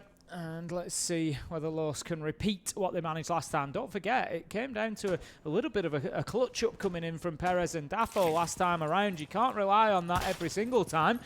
So I still want to see Los having a better round here, realistically. And making sure that they're getting players like Dash and Nux into the game. That's going to be a big help for them. Absolutely. As we said, we need to see more from some of these players that have been very quiet on the side of Los, and without them, it's a five-person per team game. Like, you need to have all 5 contributing a lot. And sometimes, you know what, we can speak about many players at this competition who maybe aren't the best gunners, but they can be fantastic IGLs, for example. There can be a lot that you offer and contribute towards a team. But once you start trying to push for a quarterfinal, a semi-final, a grand final, you need all 5 players to be at that level. And that's what we're not seeing, at least so far. Hoven being challenged here on the Vigil. One to the window off towards his right, but that nade's going to force him to move. And he still finds the man, dodges away from the nade, gets away with his life, and a freebie. What a start. And by contrast to that, you know, to look at the other side of it, on the side of WEIBO, I feel like we are seeing 5 players today. Yes, Hoven is head and shoulders above. You know, he's having a clear game at the minute. He's absolutely brilliant. But even the quieter players are having their moments, whether that be in kills or whether that be, you know, maybe important shield pushes from Speakeasy, for example, or whether it be Ape with the big nitros that we've seen, or, you know, those big sort of multi-kill moments to prevent diffusers going down. And so I think, you know, everybody is chipping in and contributing. We're going to see Hoven just forced back a little bit deeper. He's going to play that classic position in behind the vending machine. They should know that he's there, but it doesn't matter when he's going to one-tap you you, with the Boss G. Sit down, Dark. So we're playing ranked. Hoven's been doing basically everything by himself so far. He's always had a bit of support from his teammates to make sure his backside is safe, but he's got 2 crucial kills and is now waiting for another. Does get the tag on towards Dash.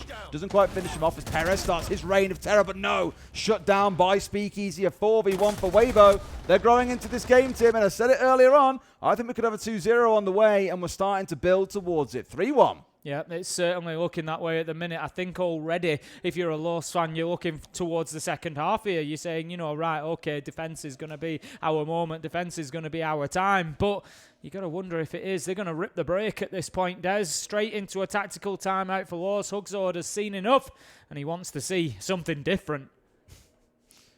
Turd suggesting what might be being said by Hugsord during his timeout, which is that he might be saying, Perez, hello, please, get 30 kills. Because it's fair to say, Tim, well, 20 wasn't enough. It's their win con a little bit, unfortunately. He is once again at the top of the leaderboard with 4 kills, but it's Hoven on the other side, 7-1, Tim. Turd at 5-1, 12-2 between them both. They are frying in these first 4 rounds. Yeah, they really are. And it's the thing is that those kills are coming at every point of the rounds as well. We've seen Turd picking up the spawn peak. We've seen Hoven finishing rounds off. And this is the problem. They're consistently alive and they are consistently a problem. They're going to continue their defense back down in the basement again. We saw them win it last time. There was an attempt from Los to get that plant put down. It didn't work out for them.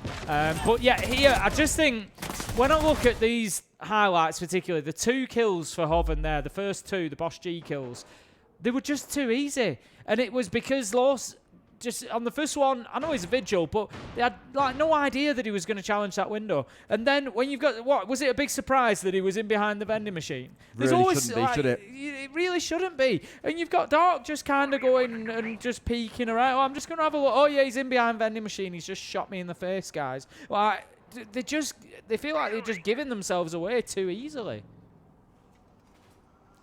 Well, hopefully Hugsord had some words of advice beyond Perez. Please get more kills because they're going to need that help here.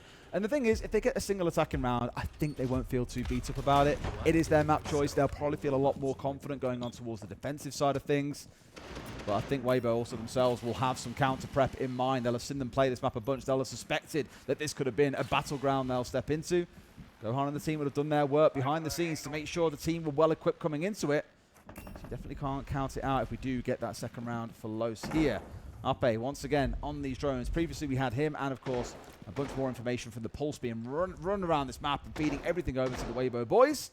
And Los, of course, had an idea on what was going on thanks to the IQ, but didn't really manage to hunt any down. That is unfortunate, Hoven. After we've praised you so much, you miss a bit of a sitter. We'll let him off at 7-1. Yeah, granted. We've got to let him off, give him a bit of breathing space. If nothing else, look, again, you can look at that and say, yeah, it's a missed opportunity. But is it a missed opportunity? Because what it does is it slows Los down a little bit. They've already been hit with the spawn peak by Turd. They've got Hoven peeking out of the door with the Boss G. Dash now picks up Reaps. Like, that might get Los back on track, but we're a minute into the round here. And, you know, are they now moving a little bit slowly because they're watching those doors, they're watching those runouts? They literally just stood. You know, Daffo is just stood watching that main door because they've got this player there. They know he's there. He doesn't need to run out. He doesn't need to run out. He's just wasted half of the round. I will say I called at the very start of the show, like, I really wanted to see Reap start to step up. This could be his day to get his tournament started, but still remains pretty quiet throughout the series. We've already put a lot of praise on Hoven and Turd for doing the work, so maybe it's just not going to work out for Reap today. Hopefully we see him come online tomorrow, assuming, of course, they get through the series. The IQ hunting down at least one of those yokais, having it taken out. The second one, I'm pretty sure, is undercover, so will not be able to be destroyed from above.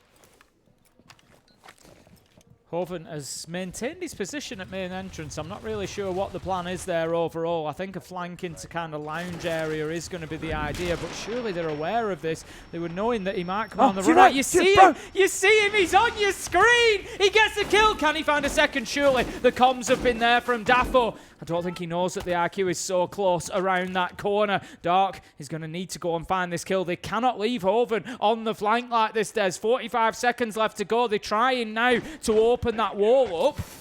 Do they just leave Hoven out in the cold here and look to get that diffuser down with the shield on Nux's back? I really feel they can't, because thinking back to Labs, the same thing happened. Hoven got a 2K coming up into Warehouse. He will make his move at some point. A spray coming on through. Nux going to finish this one off maybe. But once again, Tim, it's the same story. They have no answer to these C4s coming out. There's no glass on the other side, but there is a Warden on the one, and they can get it all done. 2 kills fly on through. Perez left alone with 15 seconds on the clock. This one is over and done. Yeah, this is perfectly played by WEIBO. Absolutely perfectly played. They've just forced them into a position where their entire, best option to get that diffuser down is to plant inside a smoke.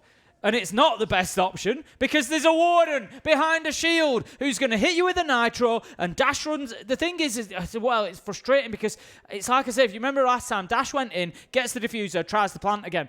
How can you try to plant again in smoke when you've just been killed by a Warden who's looked through the smoke? Couldn't find the shots because the shield was on Nux's back. At least Nux had something to defend himself with by having the shield on his back. So yeah, it needed the nitro for the kill. When Dash goes for it, he's a thermite. He's got nothing protecting him whatsoever. It is as simple for Speakeasy as just flicking the glasses on and pop one shot, job done.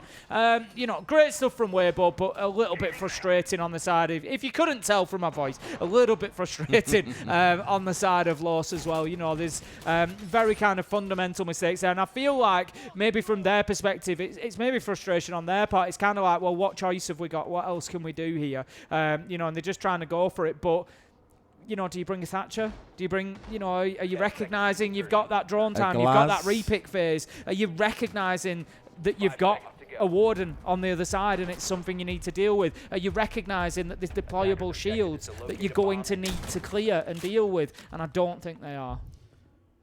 The definition of insanity is doing the same thing over and over again and expecting a different outcome, and unfortunately with no change, that's the second time they've fallen shy of it. You must have heard the shot. You must have heard... Hello? You must have heard the shot, Tim. Dash looking to get away with his life there. Of course, the range nerf on the Boss G last year keeps him alive, but he was shot at 3 or 4 times there. Yeah, Hoven can't be allowed to just continue like that. He does take a lot of damage as well, so Hoven will need to be cautious for the rest of the round. He's not going to want to take too many head-to-head gunfights, but if he can get close enough with that Boss G, like you say, it only takes one of those bullets to find its mark, and it is job done. He's going to just use the cover of his scanner to get himself into a little corner there. It's something that we've seen him do particularly well, hiding away. Going to be Malusi actually, and gets tracked out. Reap's going to be chased down by the Deimos. It doesn't really gain very much for Loss, to be honest. No, but it's again the fact we've got players scattered around the map they've got to worry about now. A couple up on this top floor. We had Hoven still down in the basement now, hovering around Spiral, looking to challenge onto the first floor. Lowe's just feel like they've sort of run out of steam in a way, and they're lacking the ability to clear their way through the map and take out players because they haven't got that intel on side. I honestly think that Solid Snake was a brilliant ban coming out from WEIBO. Yes, you have things like Lion and Doc could be available to you, but Snake on a map that's quite tight and condensed like this would be wonderful for them. So very intelligent ban, and I'm struggling to see how they get this round over the line, in which case there's only 2 more rounds for WEIBO to take a 2-0 sweep. 5-1-1 is absolutely huge here for WEIBO. We'll see how they do on the attack. I just want to have a look at their attacking stats on console, actually. So not great. 44% attacking win rate historically for WEIBO on Consulate. So attacking rounds, it is enough. It is enough. All they've got to do is perform to their kind of, historic record. But that being said, Loss fighting for their life. I don't know which way it's going to go for Loss. It kind of, seeing that, I know exactly which way it's going. This is exactly, it's feeding into my point. That's one.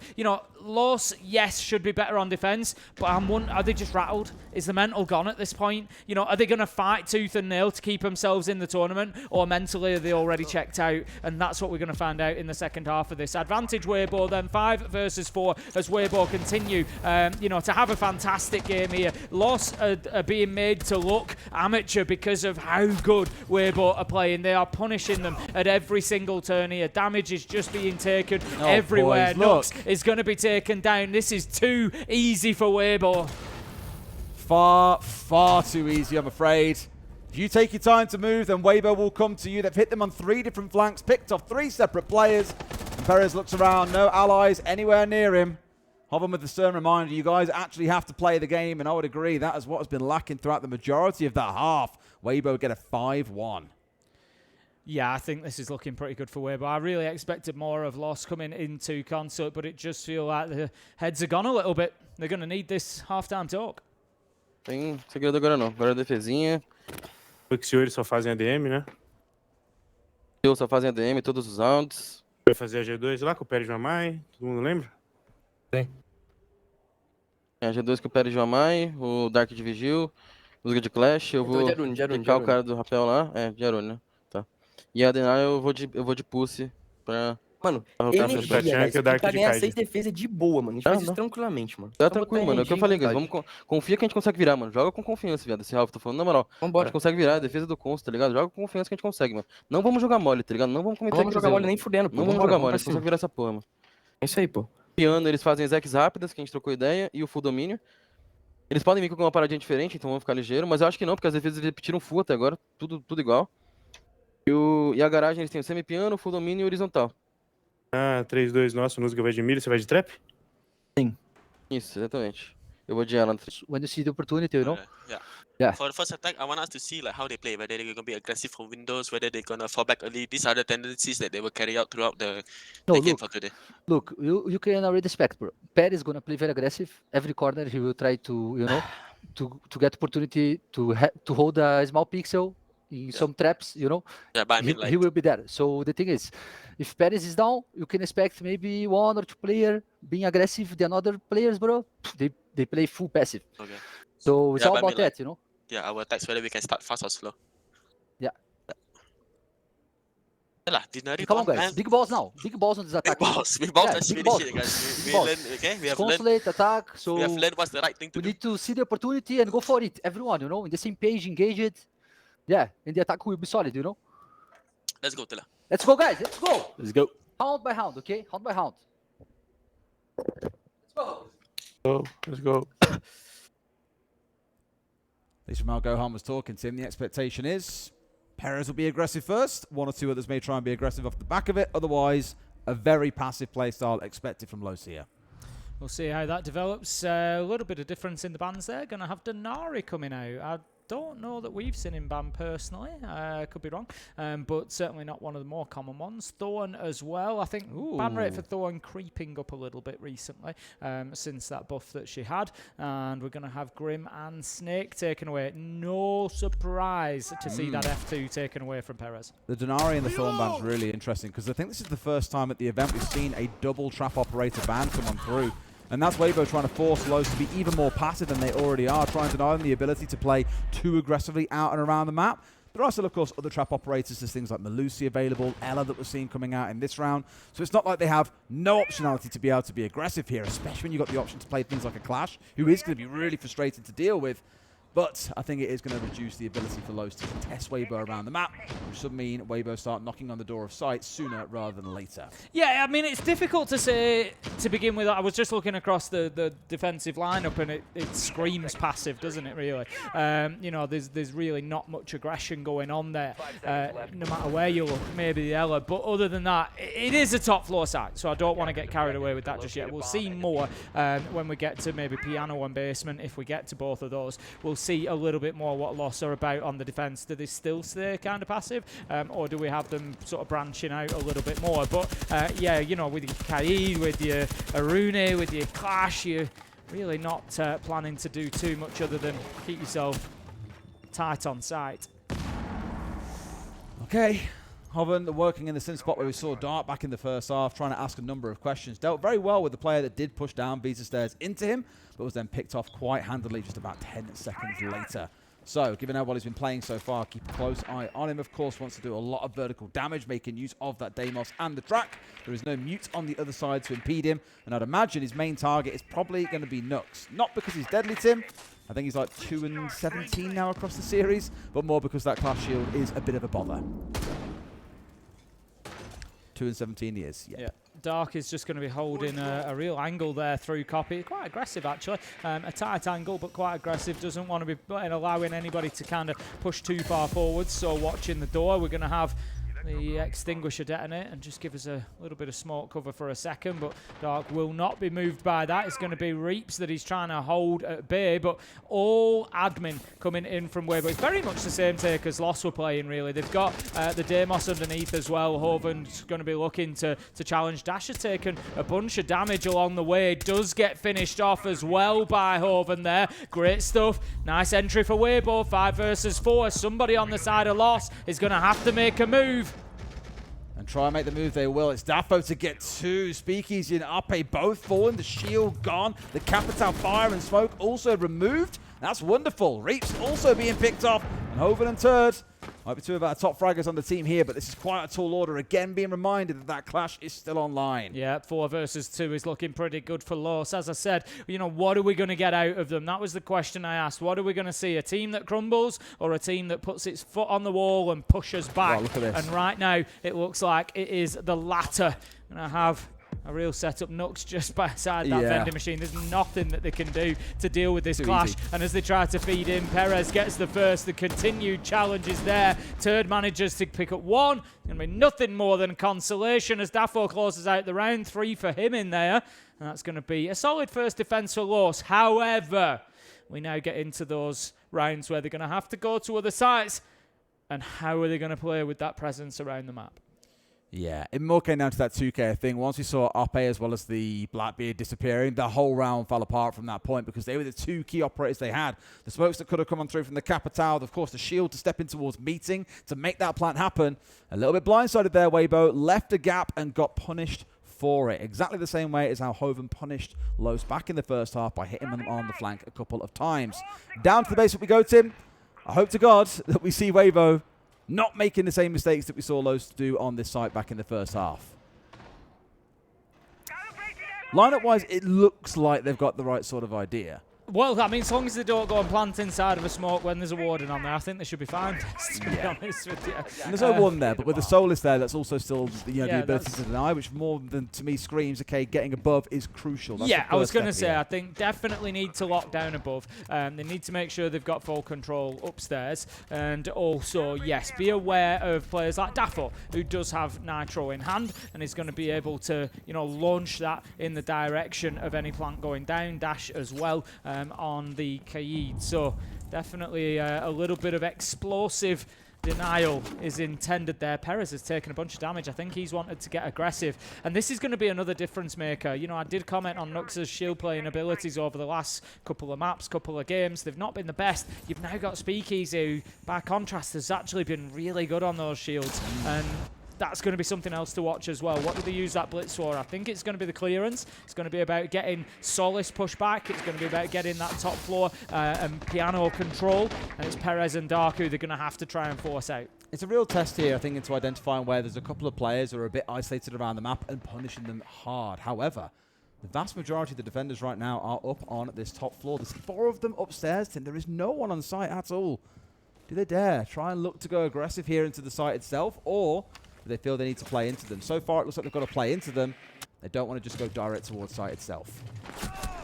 Ooh. Bit of damage taken from Speakeasy, but he is able to continue his journey, pushing forward.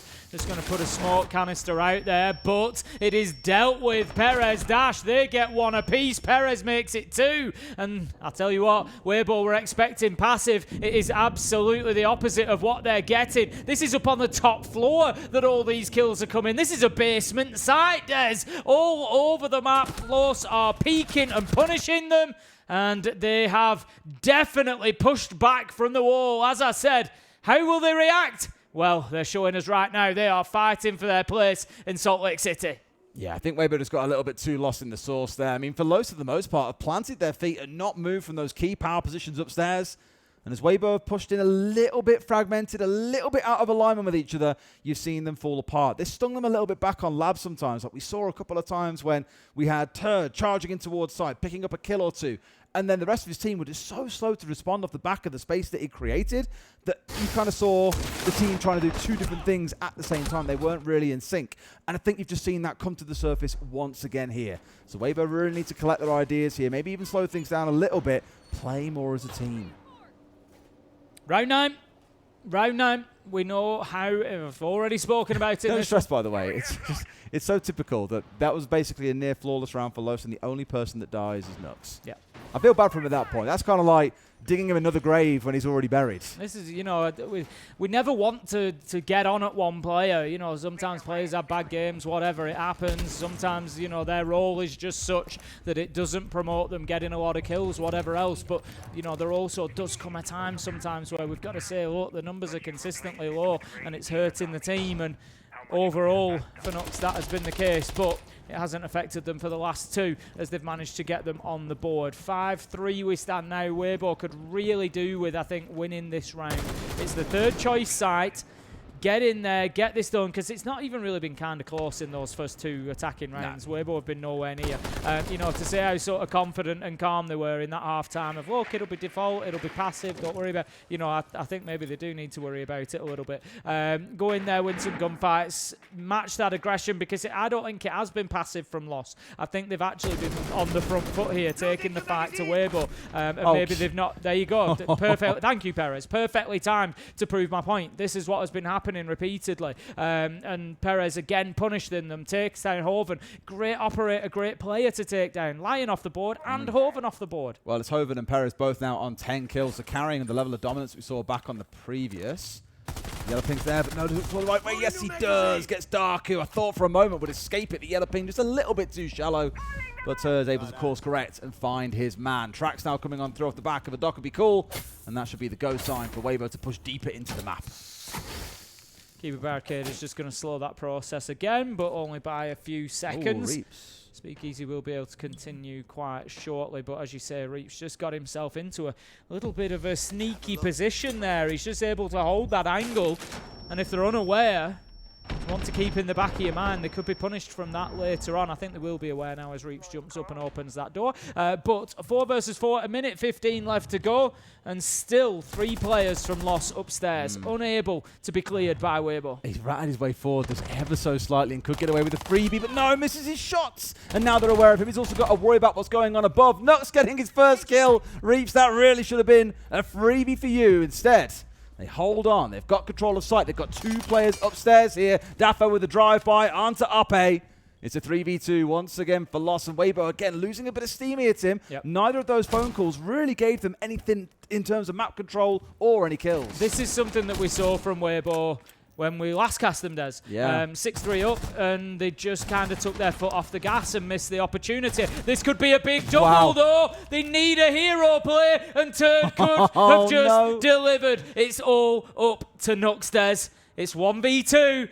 If he turns this around, then I tell you what, all is forgiven. Yeah, we can forgive the, 3 and 18 he's currently sat on. All is forgiven if he gets this, Des. I will not hear a word said against him. If he locks this out and brings them back within 1, they know where he is. That's the first. 1v2 becomes a 1v1. He's running away. He knows that he just has to play the clock. Has he gone too far? I don't think so. He should be able to make it back in time. Nux with a 1v2. The hero that they needed. The end times are here, Tim. Nux has clutched up and got a 3k. He's got a 3k and clutched up. Oh dear, WEIBO. Look, Des, we asked for more from Nux. He has delivered more. These are the situations. He can do no more. He can do no more. I mean, he can. You're just looking to be critical now. Shut up. He can do no more now. This has been a thing throughout the tournament. I don't know why it's become such a thing. That was a man advantage situation for WEIBO to play, and they had the diffuser. That round was very winnable by providing cover, but instead dropping into a hatch, swinging on towards Nux, guaranteeing a 1v1. I was a bit like, what are we doing here, boys? It's just a little bit mistimed again, and it's been a constant trend, like I say, at the tournament, where teams aren't quite in sync as what we've seen historically. It's a really weird thing, and I'm not quite sure why it's become so prominent. I honestly think they might have been, and I'm not saying this is the case, I'm not putting words in anybody's mouth. I wonder if in that situation, because I agree with you, I don't think you need to take the swing and take the challenge there. You can, generally, if you're in a 2v1, one of you's going to plant and the other's going to try and, get in a position to hold an angle and cover while that plant goes down. Because as soon as you get that plant in the 2v1, you've pretty much won the round. But I wonder if WEIBO looked and said, it's Nux, take the fight. given how he's played so far. Maybe. Given that he's been struggling for kills, and given that I don't know if they've maybe realised and gone, no, just push him and get aggressive, and it just hasn't paid off. You know what? That is so big brain. Basically, be shit for 23 rounds, so they underestimate you, and then win a critical round when required. Like I said, I could be wrong. Maybe it's nothing to do with that. You should be a coach. Maybe honestly, genius. Maybe it's nothing to do with that, and maybe they've just thought, just take the fight. You know, sometimes you just got to make them decisions. But I just wonder if there's a little bit of influence there of thinking, you know what? Yep, we know that Nux has been playing there. Just have a go. Have a go. You'll probably win. And they didn't. Well, Tim, a reminder, WEIBO were up 5-1. After that first half, we thought this now looked done. But WEIBO have shown across a couple of rounds there that they can't maintain the lead that they established. They need to be better. They need to tighten up. And here, I'm seeing a comp that looks like something we'd have seen last year. Very, very aggressive in terms of its lineup. Extremely execute focused, which means first they've got to work their way through the outer parts of the map. But I think that's also them identifying Los here aren't trying to play trap ops. They aren't trying to be aggressive out around the map. They're looking to dig in deep here, in behind a Warden. A smoke and a Chanka combo coming out. The electrification coming out from Kaid. Sort of wound back the clock 6 months or so. Yeah, it certainly does. You know, but I tell you what, everybody's being very cautious about peaks now, aren't they? Nobody wants any part of that, seeing as Perez has continued where Hoven left off. So everybody being very, very cautious of these windows. Doesn't quite see his opportunity. Don't get excited at home. The outline is there, but it's through a solid wall, so he's not going to be able to find anything onto him. They're playing deeper into Coffee, and ooh, here we go. Have just that angle held from the balcony through connector window. This is, you see where the lineup's starting to form now as players are getting on towards windows. You've now got Turb working over towards the west side of the building as well, looking for that default spot that we see so often, Tim. Of course, with no Grim on side, it would normally be an operator you bring along. You've got Reaps who needs to get underneath to make sure no one can swing onto this diffuser going down. Very much a default executed the first time we're going to have seen it on this map. In goes the utility. Candelas are launched, and this should be the opportunity to get the diffuser down. They have to react here. They will. The Shumiker canisters come out. The smoke canisters come out. Dark manages to find a kill with the nitro. Nux has been downed along the way, but Turd taken out. That's the glass, and Ying off the board. This is almost certainly over for WEIBO in this round. The diffuser is down cold, and they are effectively in a 3 versus 4. It's going to be tough to recover from here. It was a nice idea. They've tried to use what would normally be a default plant spot as a bait. That's when they sent Turd in on the glass, stand in the smoke, and shoot them as they come around to C4 you. The idea was that Hobbin were going through the wall inside of A site and try and recover it for them. Now we're on light screen left on side. It's still something doable here, but no, the swing comes on through. Ape into another. You'd like to think it's doable, Tim, but they're now entirely out of gadgetry, so I think this one may well go the way of lost 2. Yeah, it certainly looks that way. 2 versus 3. It's going to come down purely to kills. We're going to have Hoven taken down. He was just a bit ahead of it there. There was an opportunity. If Ape could have got that kill first 2v2, they might have even been able to get the diffuser down. But a big play from Dark underneath. Got the kill they really needed. Ape now low health. 45 seconds. Plenty of time left on the clock. But he's against 2 operators with full health. One of them with the DMR, who happens to be called Perez. Big problem. Yeah, and he's holding his angle, so it'd be so hard to step in. He's got to win this fight, but then also be mindful of the Chancroft towards his right at the same time. Daffo really is just here to be able to provide fire when it does trying to go around to recover onto the diffuser. He ain't going to have enough time here, but we'll be able to get onto it. And now we'll play this merry dance. The fire should now start coming out from Daffo, and Ape might just burn in the fire. Perfectly placed. There we go, Tim. Round over. Great patience being shown by Daffo and Perez there to see them over the line. We're all square, Tim. 5-5.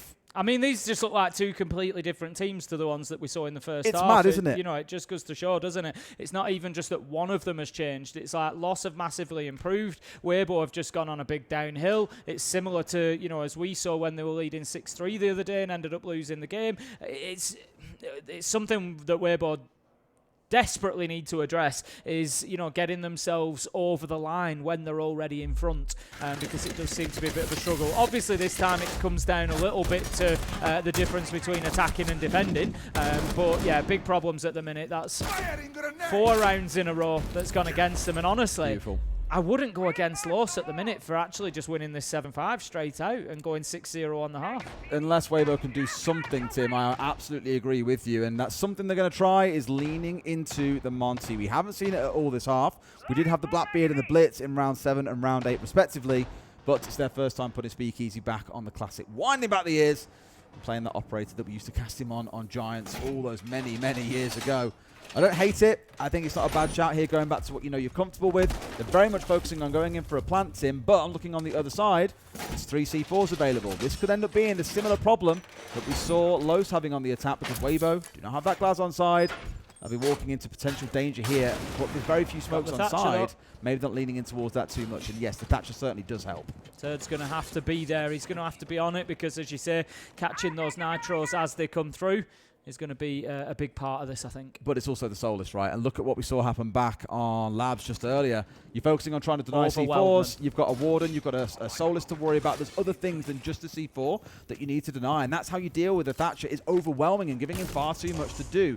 Dark potentially looking to get a freebie outside there, but not going to be granted it. Yeah, just not quite advanced enough in terms of time. If he'd have found them a second or two earlier, maybe, but it was just as they were coming off the drones. Reaps does manage to pick up Perez. A big start there. Mozzie off the board, and it's just one of those that was out in the map, dealt with. There is still Dark on the Solus. He's keeping himself miles away at the minute. He's up in console on top floor because he doesn't want really to be getting caught. He's got a quick way to get down to challenge vertically if he needs to, but as you say, he's very much there to look at taking this planter down if it gets to that point. If only just a little bit too safe there. Reach keeping himself away from the window angle so he won't get taken down. This again is a man advantage situation for WEIBO. They've had the phone calls come out. The second one's about to come online too. They've really got, Tim, all the tools they need to make something work here. But that feeling just doesn't get out of my mind. I can't ignore it. That there's still a way here. They'll find themselves giving it over to Los. Solus's work continues. 1 minute 15 left to go. They're not really softening up sight enough here. Speakeasy is going to be working from that backside. They're not going for the main breach. We'll push us towards security. Needs to be careful though, because the Ella can shield break.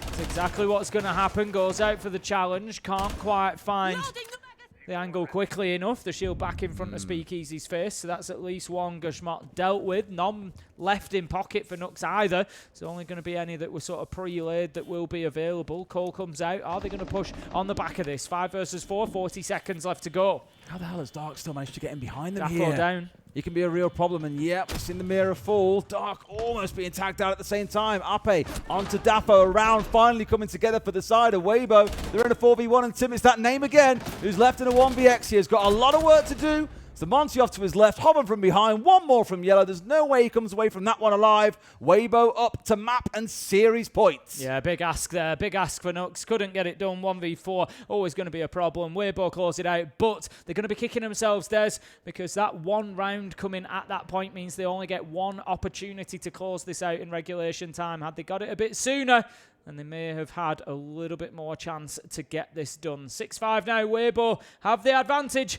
and they're going to be attacking onto that third choice site. It's going to be piano, so it's going to be all about top floor. Oh, boy. Okay. What do we lean into this time? We've tried the crazy executes. This time around, we've got to turn it around. In fact, no, sorry, it's first floor we're going into. Changed over there at the last second. So it's still going to be a similar focus. We still need to start on the upstairs. But if you remember, last time we were here, Reeks managed to get himself inside of R and wiggle his way forward like a snake on his belly and missed a bit of a freebie onto Nux, who then clutched up big. So I can understand here, WEIBO probably look at this and feel quite confident. We came really close last time. We just lost a clutch that we never should have given away, and they believe they can get it over the line. Equally, Low should be aware of what went wrong last time around and course correct for it. Dark will be across on that Valkyrie. It's going to force the IQ out of the other side. We'll see just how disruptive Los can really be. We'll see if that passive claim that we heard coming out of Gohan remains true for what could be Los's last round here in Salt Lake City. Twitch Run going to be going in, looking to clear out not electronics, but the Goyo canisters. Just wanting to remove those Vulcans. Gets one popped. Will head back outside to safety. Likely to go back in. There's also mirror windows that could be dealt with, so they really don't want to be losing those shock drones. Get the chargers built back up, send them back in, and try to clear more. Dash manages to pick up Ape. That's going to be the Thinker gone, and the universal health buff along the skylight, with it. a yellow skylight gone. Oh, rough. That's really, really tough start for WEIBO to come back from now. It's also the nades that you lose along with it. They're not exactly short on nades, and they've still got 3 more to work with in back pocket, but you can't really afford to be losing that. Speakeasy getting 1 more. This round's going pretty quick. In comes Hoven off towards the side, and now in a spot to try and get this plant down. Smoke at his feet. They've got in here and completely caught the other side off guard. Dark getting at least 1 back. It's a 3 versus 3, but it is a post-plant, Tim. And they've got the glass. That is a big, big plus for them here. Speakeasy's just going to be holding those angles, but doesn't want to get too aggressive, doesn't want to give himself away. Hoven should now have shield back up. This is going to be a really tough retake for Los, whether they've got the above or not, but they start it in the right way with a huge double. It is all up to Speakeasy. He's got to get aggressive. They're on the plan, and there you go. They're going to be going into overtime. Another situation, Tim. They've got the diffuser down. It's 3v3 post-plant, and you back them to win that one. But just not quite in the right positions, not quite got the information on what's going on yellow stairs, and it leads to Speakeasy looking everywhere except where he sorely needs to be. Los, keep it close. We're going to OT for a 2nd time in the series. Dare I say, Tim, if this carries on at this rate, we could have all 45 rounds in this series. I mean, we've already had it once. Why not again, I mean, Tim? it wouldn't be unlike us, Des, to do a 45-round series. It was the first series we ever cast together, interestingly, yes. And it's followed us through the years. I mean, great shooting by Perez, especially there. Literally got a lick of the guy across from him and takes his head clean off his shoulders. The real heartbreak, I think, for WEIBO, Tim, is that Los starts on the defense. It has been extremely defender-sided. Only 2 attacks being won inside those 12 rounds. And we're going up to this top floor. Hopefully this time around, WEIBO pull off the execute a little bit better. Given we have the Yin coming along and the Capitao and the Lion and everything else being thrown at them, the whole kitchen sink, it does scream to me that we're going to see another execute attempt coming through. Last time round wasn't a bad idea. I actually really liked their variation on what we normally see as the execute. I mentioned that Turd really was the bait. In he goes into smoke on the default plant spot with the glass to try and pick up some freebies, but get C4'd, and Hoven with the diffuser on the meeting window didn't manage to get inside and get that one down. So things need to change. Yeah, they were just too far ahead of themselves. Absolutely. They just hadn't done enough work. You've got to do the prep work. You've got to lay the foundations for something like that. You know, you've got to be safety first. Make sure there's nobody playing behind desk. Make sure there's nobody in piano. Make sure there's no nitros that are going to be able to affect. You know, you've got to tick all these boxes. If you can do that in 5 seconds, great. If it takes you a minute, you've just got to take the time and make sure that you're prepared and ready for it. As it is, it looks like they're actually shaping up towards that admin side. So I don't think we're going to have a big window play here. It's going to be get into admin, but what a ton of utility that they've got to play behind to get a plant down on that meeting door. Still very, very possible. Ooh, cheeky C4 ready from Dark here, and it comes over at the perfect time, just as Oppe repels in. It's a freebie, no doubt seen on one of those Valkyrie cameras. And yet again, he is the first to fall. It was Finker in the previous round. It's Capitao in this one. And that is a lot of utility to lose, given you have this glass on side. Clearing out the cover of the desk, using the Rotero there, just trying to take away some of those soft surfaces. 4 versus 5 now. I don't feel that we've seen WEIBO on the attack play particularly well when they've been in that man disadvantage, and they're going to have to show us that they are capable of it here. It's been a consistent theme for them as well overall, with many of the entries coming in favour of Los. And this one is no different. In goes the glass, going to pop the smoke to try and provide the cover. Are they aware of Perez? That's going to be the big question. Turd. Always in danger, and Perez was there waiting. Springs out at the opportune moment. 2, 3 kills fly on through. Hoven, again, on this flank up spiral, Tim. This is the 2nd time that he's done this, and yet again has got away with a couple of kills. It's still a lot for him and Speakeasy to save, but it is doable. It is doable, but it is unlikely. That's the reality. Dark takes the peek around the corner with the TCSG. Doesn't find his man, but doesn't really matter. He's just backed him up a little bit and given an opportunity for them to set themselves inside a sight. Dash has just dropped and gone underneath. We see his silhouette in the distance there. He's got a C4 in pocket. That's just become the new win condition here for Los. They want to try and find this explosive kill from below, should there be a plant attempt. Well, Speakeasy is in. He's taking out the Valkyrie cam there is going to help because they won't necessarily know when the plant is going down. But Dark is nearby enough that he can hear it going through. C4 comes up. Speakeasy does survive, but now is exposed to the angle from below. Hoven gets one as well, getting rid of Dark up close. But there we go. Daffo at range gets one. Hoven has got to go massive. They were 2v1 on site at that point, and unfortunately, they just couldn't make it pay. Daffo gets the kill, and we continue a trend where nobody can attack on Consulate successfully. Daffo has been so solid this map defensively too. Like, you've seen him a lot on the Janker, and just time and time again, he's always there when the team need him most. 7-6 to Lowe's. We did not expect this when WEIBO were up 5-1, but now they find themselves a single round away from losing map 2 and taking us through to Fortress. I said before this, I expected to see that third map. I still expect it to be the case. I think we've got another 2 rounds of this one left yet. I think the problems attacking will likely continue. Beautiful opening nitro that we see there from Dark. But yeah, Perez never dealt with in behind the vending machine either. Really punished them, and you feel like that was probably the turning point of the round there. It put them 5 versus 3 and major advantage. But we head down to the basement. That's going to be where WEIBO choose to go. They won most sites. They won all sites apart from the split site. We haven't seen that played, but they did win all 3 of the others. And it's no surprise to see them going down here. They had so much success. We've got the Warden again. We've got the deployable shield again. We've got the Yokai drones again. Please, Los, have a plan for this. I am not seeing a Thatcher. That's a little bit of a concern. I do see an IQ. And I do see a book, so they should have the tools that they need to clear out that Warden. Should being the big one, I guess, there, Tim. The Mirror being the one that's dropped away in favour of the Bandits, so clearly a small change up in game plan here for WEIBO. A lot of store they can get done, making use of that Tubarão at the same time. Relied a little bit too much on Hoven, you might say. Last time he was on the Vigil, got a couple of wonderful, well, not last time. The last time around didn't quite have the impact he did the first time, but the first time we saw him on it, it was a good couple of kills with the Boss G. He was unplayable, really hard to stop, and basically won the round for his team. This one, of course, can be very cautious for both sides. The same as round 15 on Labs. When it comes down to the wire, both teams, no one wants to be that player that makes the silly mistake that cost your team the map, and it may well have been Hoven in this case. Caught out from the window, and it's that name again, Tim. It's Nux. They're getting rid of the top fragger on the other side. What a start for Los. I expected to see maybe another struggle on the attack, but am I going to be surprised?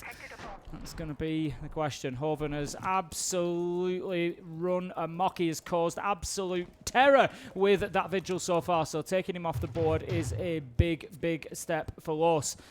Let's see Speakeasy. He needs to keep himself alive. He's going to be prime candidate for any denial that needs to happen on that Warden. 4 versus 5. Turd is going to be tracked for the time being. Nux has got him. He's just waiting. He's just waiting for him to step up here. Hasn't really got a move. Let the rest of your team do the position that's required. Don't give yourself away. Hatch now being opened up. I imagine he'll go back to holding onto that angle, waiting for Speakeasy to make his movement. 2 C4s available still for the defenders as we get towards the last 75 seconds of the round. Surely, Tim, we don't see Lowe's do what both teams have done multiple times throughout this series and bottle a man advantage. I don't think they will at this point. I'm just a little bit concerned about that clock running down. They haven't been anywhere near site yet, so there is still utility that they need to play into, play through, and clear out. They are going to be pushing from this rear side, or are they? I say that the ace has just come down to open, and they're not going to get this open because of the auto canisters. Looking at Tubarão, 2 more left. Should be able to maintain this throughout an awful lot, but they've shot them off from above. That is exactly what they needed to do. Losas problem solving much better than they have done previously. 35 seconds left to go, and they continue trying to get the breach open, but it is still not walkable. Still trying, of course, get the hatches open as well, and still got 2 C4s to play through. The Yokais that are available, both of them still standing, I'm pretty sure. This could be heartbreaking for Los. Moving down spiral stairs now with the diffuser in hand. 1 down though. Dash manages to find a kill. 2 versus 4 effectively, but 12 seconds left to go. Can Ape hold on here? He's the big one with the Yokai drone. He goes with the shotgun. He's getting no opportunity to use it. And Los take us through to a map 3 with a big win on Consulate. And you can see the effort it's taken and what it means to the team. Anything goes now. We're going into a map 3. Both teams have had their map picks. This is going to be the decider. And it looks so done when they were down 5-1, but they've shown real character to battle back there, and maybe, just maybe, they can still get this done. Back with you after a short break.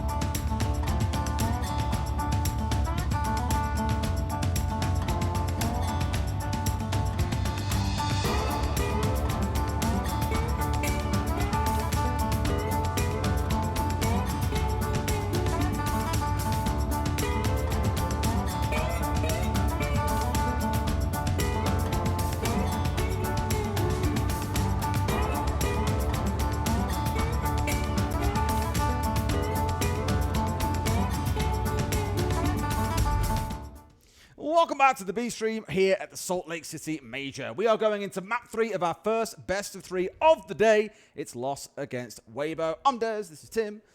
You know we are by now, I'm sure. Tim, what have you thought about the series so far? It's been up and down, hasn't it? I think it's fair to say. Look, that last match for Consulate was just, a real struggle for anybody to attack. I think we only had 3 successful attacking rounds. Again, we're seeing the same story across on Lost, but they got a little bit more out of Nux this time, a little bit more, and lo and behold, they won the map. So, look, if we can get, like you said, all 5 firing, if they can go even further, maybe get 7 or 8 out of him, maybe it'll be a passage into the next round of the Swiss for them. Hoven, again, having a big game there for WEIBO. It was, for me, it was unfortunately a map of mistakes. We saw 4 attempts to plant inside a smoke with a warden on the other side and just getting nitroed out and shot. And, so some problems there, it is fair to say. But look, Lost came out the winners. They got the job done in overtime. I was impressed with their fortitude coming back from that 5-1 half that started going against them. Good stuff from them. And let's see if that carries the momentum forward for them. Well, both Perez and Hoven are on 33 kills so far in this series for those who are keen to see what's going on in the race to break the kill record. And given we've got potentially the 15 rounds coming up, Tim, it is possible, but maybe also a bit of a tall order. Just as a reminder of the maps that we've gone through so far, we'll get this up on your screen now.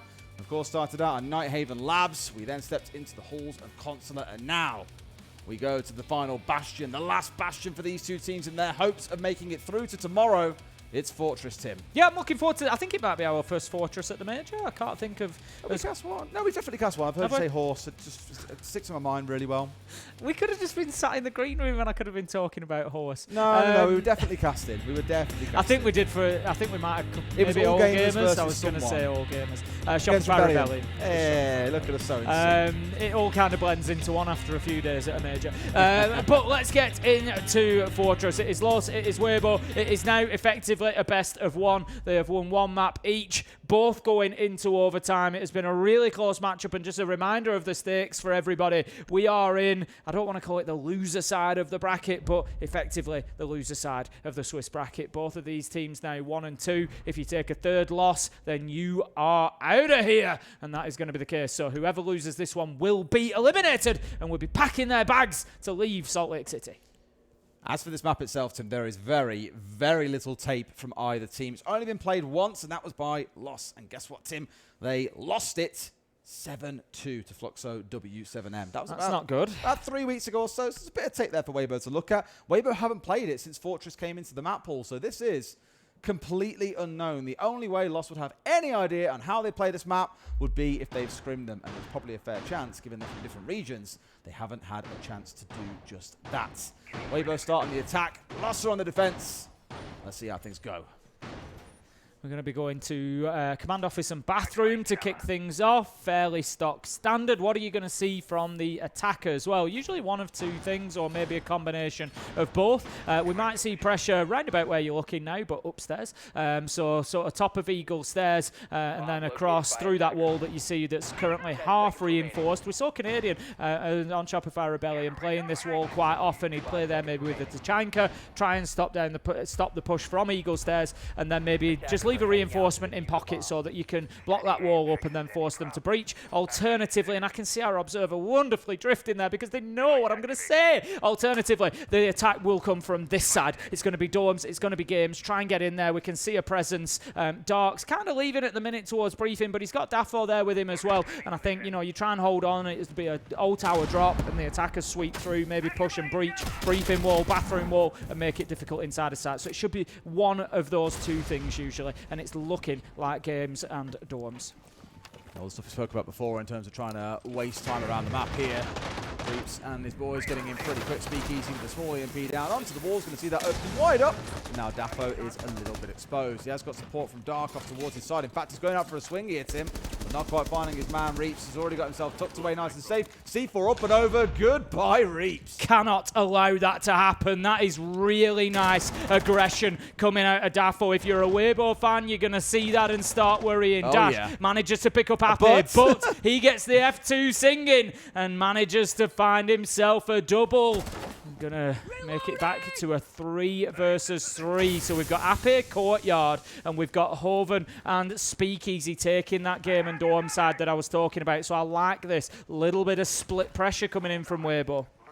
Yeah, Ape knows he's under pressure though, which is why he's backed away. Until Speakeasy comes up and gets the south corridor covered for him, then it's not particularly safe for him to move on forwards. Sure enough, now Speakeasy's there. He should be in a spot to start making a move. Hoven finding one more for himself too. Well, his first kill in the game. Of course, that's 34 kills throughout the series.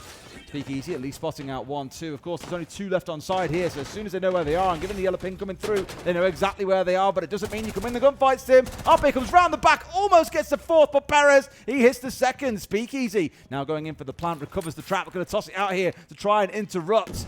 Speakeasy's got to be so careful on his belly. It's like an Anderson drops up from Mexico, Tim. Absolutely beautiful stuff there. You're looking at that situation when Perez recovers the Gushmatman, and I'm thinking he probably wins this from here. He's going to go against the shield. It gets him the shield break. I'm thinking Speakeasy's got a lot of work to do with a pistol against the current leading top killer in the lobby. I'm thinking this could be trouble, but no, he hits the deck and gets the job done. That was actually a really good round coming out of Weibo. They could well have kind of really backed off at the beginning there. That outside nitro toss from Dafo, great stuff. We see it there. Took down the thermite, a gun off the board.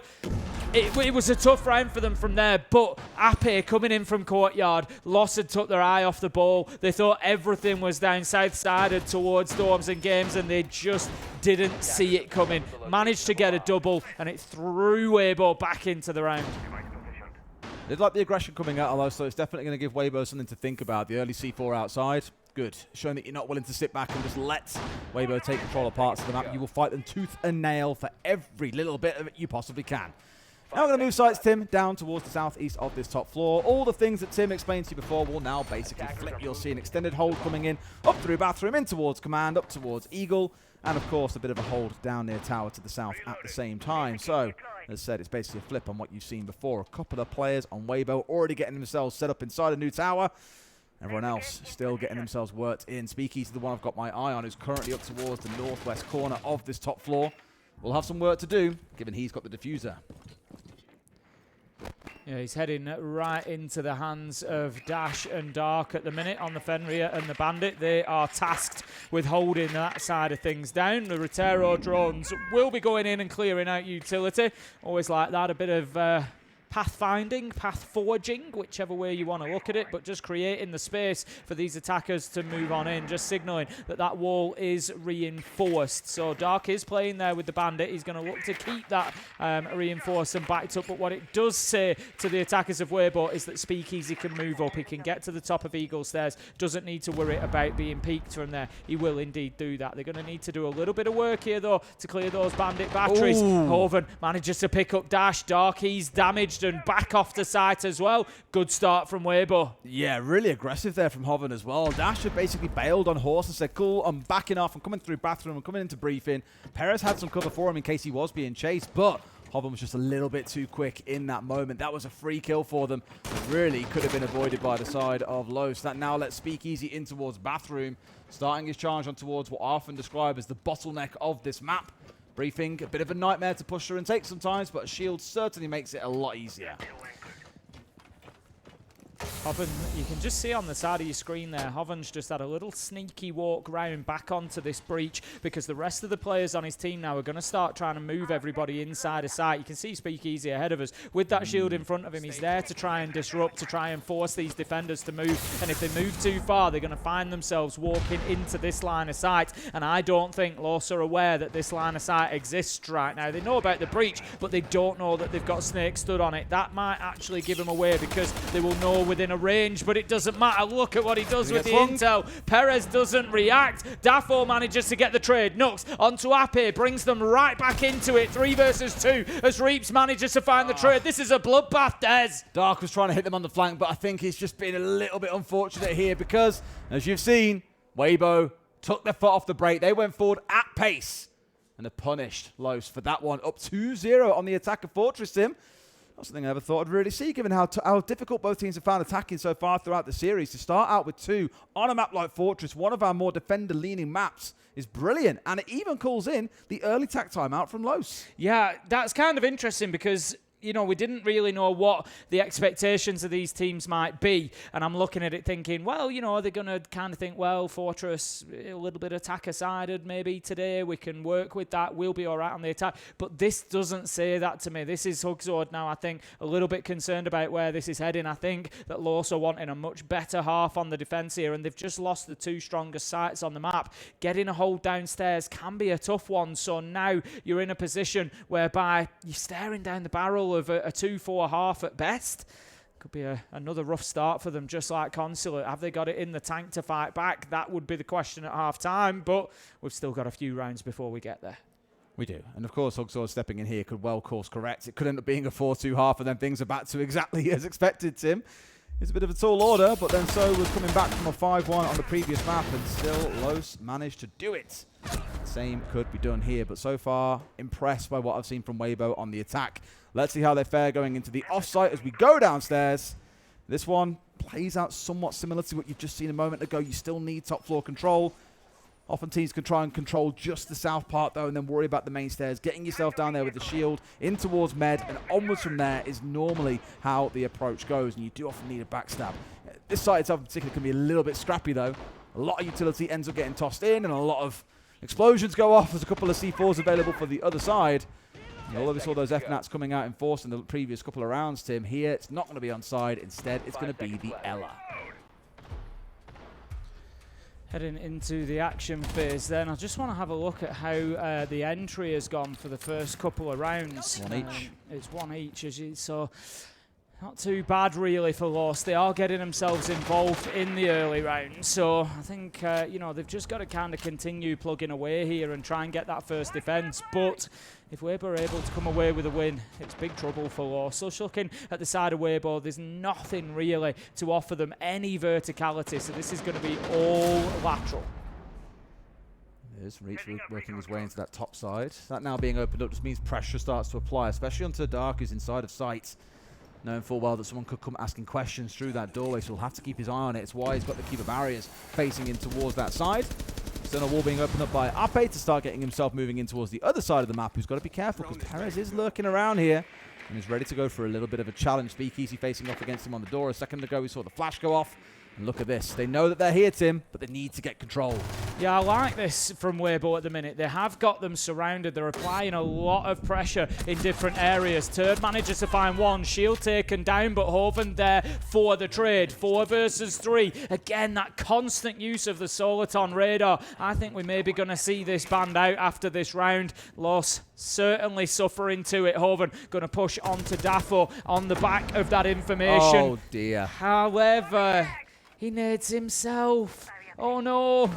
Yeah, just as we were speaking about how powerful that snake has been, turns out a bit too powerful even for himself. Off he goes with his own nade, down to a 3 versus 3. Angle being held, Nuts getting one with the shotgun. Does he know? I think there's a second player coming in. Yes, there is. It's Turd. Doesn't know about the second one off at long range here, but if he can get him, suddenly this starts to open up to be very interesting. It's back and forth, Reaps into another, and now Dark is all alone. Reaps very low health, no E1D scans left, so it is all going to be about Turd realistically. He gets picked up for free, and now Dark has just turned a 1v2 into a very winnable 1v1. Diffuser is down, Reaps does not have it.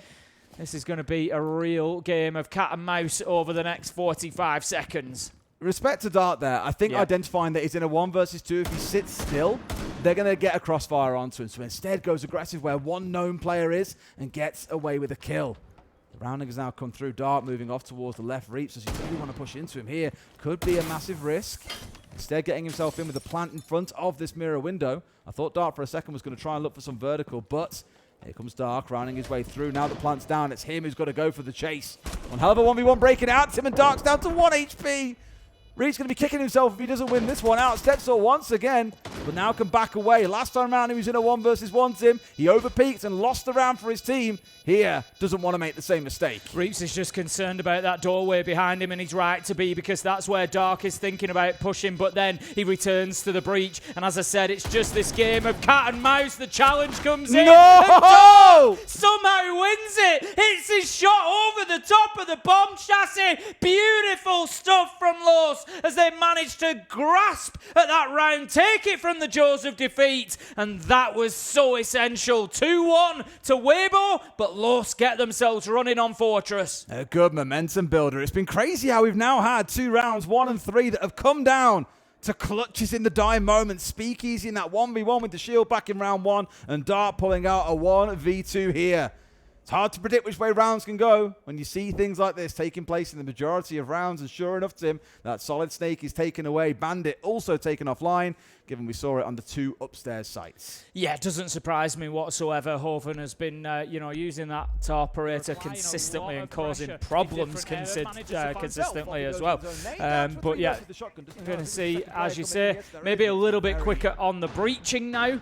From now on, not going to have to mess about too much, but overall, I think it'll be pretty much rinse and repeat.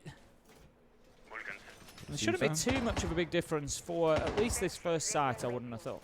No, it just changes over in terms of 1 or 2 key operators, but I think the Dockerby being a straight swap in for the Solid Snake makes total sense here. Otherwise, things are looking to me, Tim, exactly as they were, so no big concern on that side. It took a big Speakeasy 1v1 last time around. I can't imagine WEIBO will want it to come down to that once again. As we said before, we'll probably start down towards the southeast. There's a very good early C4 that came out from Dapo previously to get rid of Reaps once the wall had been opened up. So being cautious about that early aggression from Los is going to be crucial. Where are WEIBO shaping up for the attack this time? We saw them looking for Game and Dorms last time around. No pressure towards Eagle whatsoever, but it was the courtyard push that really did all the damage. Ape was able to just kind of wander in and get a couple. I don't think that they will try that again. We've got, it's the pressure towards Games and Dorms looks like what it's going to be. Reaps is there. He's actually just backed out of that one. Speakeasy is going to be heading towards Old Tower, but they've just lost the hard breach as well. Perez straight in the old chat. He's certainly feeling himself with this one, and he's causing some real problems for them at the minute. Did he even manage to open anything? I didn't hear a hard breach go off. Not a single exothermic He went towards the wall and then backed out and didn't go for it. Oh dear, oh dear. Can't be losing the hard breach that easily so early on, but that's what they're not going to play from, Tim, in a difficult position. The Monty at least can get something done with that hard breach secondary, but it's not going to be quite the same as an exothermic going off, as you can probably imagine. Smoke's being dropped around Horse as well to stop aggression coming in from the Monty. In a way, almost like WEIBO trying to bypass some of the harder parts here. You've got Speakeasy who's worked his way off towards briefing side, same as we've seen before. But this is where you need the hard breach. You need someone to come and join him here to make taking over briefing that little bit easier. So far, Turd and the Lion are rotating themselves back round to rejoin up with their team. It is going to be a full south side push, Tim. Problem is that you're kind of starting from scratch a little bit. You've got Speakeasy in there, so yeah, you can run in and join, but you've got no breaching done. You've got no utility cleared. And, you know, usually you'd maybe be at this point with kind of 2 minutes left to go. So you're 30, 35 seconds behind that at this point, and it could prove to be a problem for them. Keep an eye on the clock at the minute. Just kind of frozen inside of briefing as they wait for this Soto canister to wear off. Another one is going to be applied, and it's actually really smartly applied. It keeps that hard breach charge on ice. Ape manages to get 1 and 2. He's done it again, Des! That second kill, where did that come from? Seemingly nowhere. Ape again quietly throughout this series, going about his business with the odd 2K here and there. A big opportunity now for WEIBO to get it over the line, but has the damage been done time-wise, Tim? We're down to the last 35. They've got to get a move on. Hovered into another as Perez is finished off. Surely, Tim, they can't lose this now. No, it doesn't look like they will do. Ape manages to pick up a third, taking down Dafo, so it's all up to Nux. However, I think Observer crash. I think we've got a... I don't know if it's player or observer. We will keep you up to date. We will get the info as soon as we have it. But one way or another, we have a little bit of a game issue, and we will see how much it has impacted on that round or not. But yeah, a great round from Ape. 1-3. It was absolutely phenomenal. It was the second kill for me where I was just like, no. Like, it was pretty magic. Bowling in through a window, getting 2 kills like that was spectacular. And again, it now puts WEIBO up to 3-1. I assume that round will go their way because it was up to a point it was, where I think it's the Observer that's gone down, in which case the game's still played out. And we spoke about Nux a lot today, Tim. I don't think he's winning a 1v4. He won a 1v2. That's not 4 though, Tim. Won a 1v2. Well, no, who's winning a 1v4? Who's won the last 1v4? We've seen a 1v5 at this event yet. I don't think we have. No, not a 1v5, no. A 1v4 though? Ooh, I wouldn't like to commit to it, but I don't think so. Well, it's always going to be... it's always going to have been a difficult situation for him one way or another, whichever way we look at it, isn't it? But I feel at the minute, I feel like, you know, WEIBO are on the front foot here. I think they're certainly taking control. The important point, obviously, is going to be when we switch sides. How does it look then when they get themselves on the defence? You know, are they going to be able then to continue that momentum? Because that's something that we've seen. I've mentioned it already today. Something that we've seen WEIBO struggle with a couple of times is being ahead and then getting the game finished off. We have had 2 1v4s, but no 1v5. Rebellion got 1, and Enterprise got 1. Outside of that, nope. We haven't had a massive 1v5 turnaround just yet. But let's get back into it. As you see, things are resuming. And indeed, the round has gone to WEIBO. So, looking fantastic, Tim, given we were at a spot where coming into this map, 7 of 29 rounds, only 7 attacks have been won in those 29 rounds that we played prior. We're already nearly over halfway of that. We've only played 4 rounds on this map. Rotero drawn straight in to clear off that utility from the stairs. That's going to be blue stairs leading up to Old Tower. Twitchstrom will see the Fenrir playing in and around Horse as well, so Dash needs to be careful. Speakeasy is actually nearby, just outside the door on the blitz, in a position to be able to maybe go and chase him down, get aggressive once he comes off those drones. Oh, they can't be losing him there. They've seen his position. They knew that Dash was playing in there. Hoven looks for the kill, doesn't find it. And that's going to be an entry for Los, but there is a trade elsewhere as Dafo is taken down. So Alpe is really stepping up on this map, isn't he, Tim? 8 and 3 is now finding himself stepping up to. On the other side, Nux is matching Perez step for step, so you can't complain too much. Smoke coming through from Speakeasy to try and get himself inside the building here. No one to stop him. In he goes in towards the corridor and down towards Horse. That's the kind of control you're looking for. And not forgetting, this is them trying to break open the hold towards this top side. A shield is a great way of doing it. And in he marches. He's able to create the space that he wants to as he pushes forward. Speakeasy gets aggressive. Turd does manage to create the space by finding the kill. Going to take down Dark, leaving us now in a 4 versus 3. WEIBO continuing to problem solve really well here on Fortress. Down. Speakeasy Calm finding down. himself 2, taking down Nux and Dash. Make it a 3. Why not? We know Speakeasy's great with the shields. He proves it once again, not for the first time even here on Fortress, let alone in his career. And he's going to hit him with the...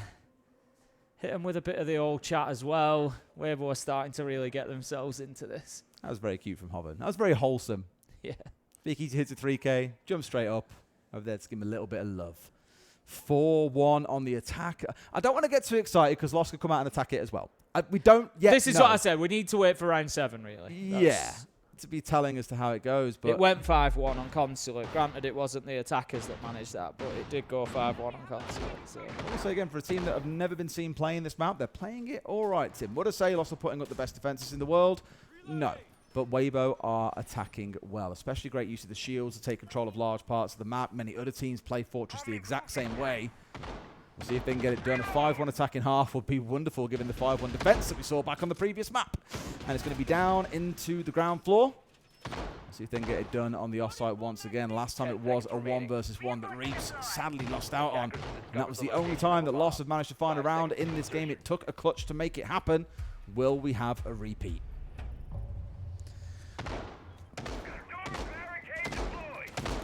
Last chance saloon for Lost then on defence. If they want to go any better than 5-1. Immediate Lion scan coming in, signalling maybe a little bit of aggression there from WEIBO. Castle Barricade going to be taken out by the Rotero as well. Just looking at maybe where those entries are going to be coming in. It is certainly looking pretty direct to sight at this point. And It's going to be Turd looking to get aggressive on the Thinker and move himself in. He's actually got the LMG, which is an interesting choice. Rolling back LMG, I was going to say the LMG meta is long gone. It's actually going to be Hoven who goes in first, followed by the Blitz as well. So this is very, very direct towards site. Here we go. Be a bit of a rush coming in, Tim, as the juice gets hit. The cold comes out, and the shield is in. No one at range off towards their left, and in we go. Speakeasy carrying on where he left off with a kill. Smoke going in deep, and this could mean this diffuser goes down super early here, Tim. There is an opportunity. He's got a little bit of space. I think he's just concerned about Dark out in Infirmary. He's the one holding them back. As soon as that kill goes in, I think you'll start to see the plant go down, but look at the health on the side of WEIBO. Shoots out the Nitro. It's essential. Still not an opportunity yet to go for the plant, but there it is. They can now hold them at bay with these long angles. Perez is on a bit of a flank, though. He could be the one playing. Spoiler, Dash taken down. Turd knows that the man is coming from the other side, turns around and uses that LMG at its full capacity. There goes the second Finkerstim, just putting more HP on the bars, making things more difficult for the Thorn. This looks like it's going to be a 5-1 half for WEIBO. Those juices have saved Speakeasy a couple of times now in this game, but it's a 3 versus 1. Plants down. You've got a shield up, Tim. This one is over and done with. Only 10 seconds left to go, and Hoven's off towards his right-hand side in case he does try and push in. But Turd fancying himself here, not even bothering to reload up on the LMG. Thinks he can get it done with the pistol, but you ain't quite him yet, my guy. Round the corner he comes, and Hoven will get that closing kill. A 5-1 half for WEIBO. Didn't have that on my bingo card, Tim. No, especially not on the attack of Fortress. Really, really good stuff from them, and there's going to need to be a big half-time tack talk.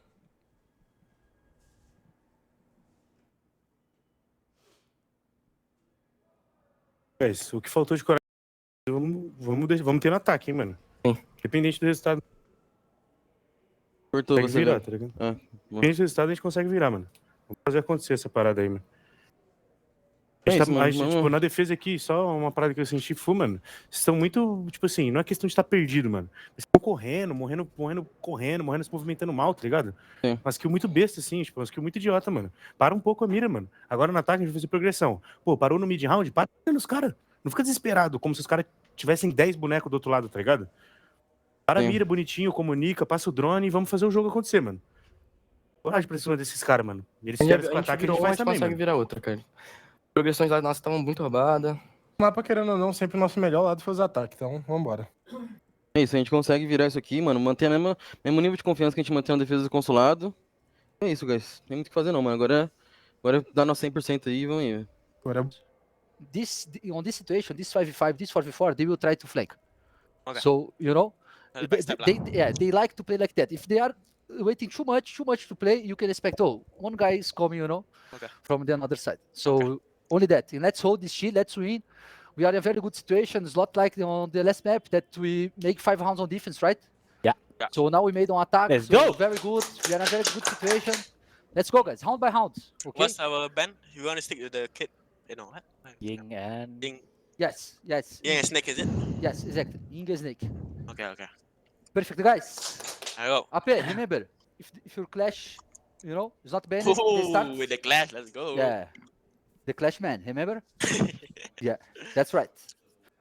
Come on, guys. Let's go. We can win this shit. We are the best. Let's work together, you know, help each other.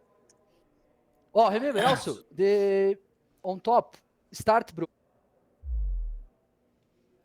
All right, well, I think they finished about 30 seconds earlier there, WEIBO team. They felt they said all that needed to be said, feeling very confident, and then get this done.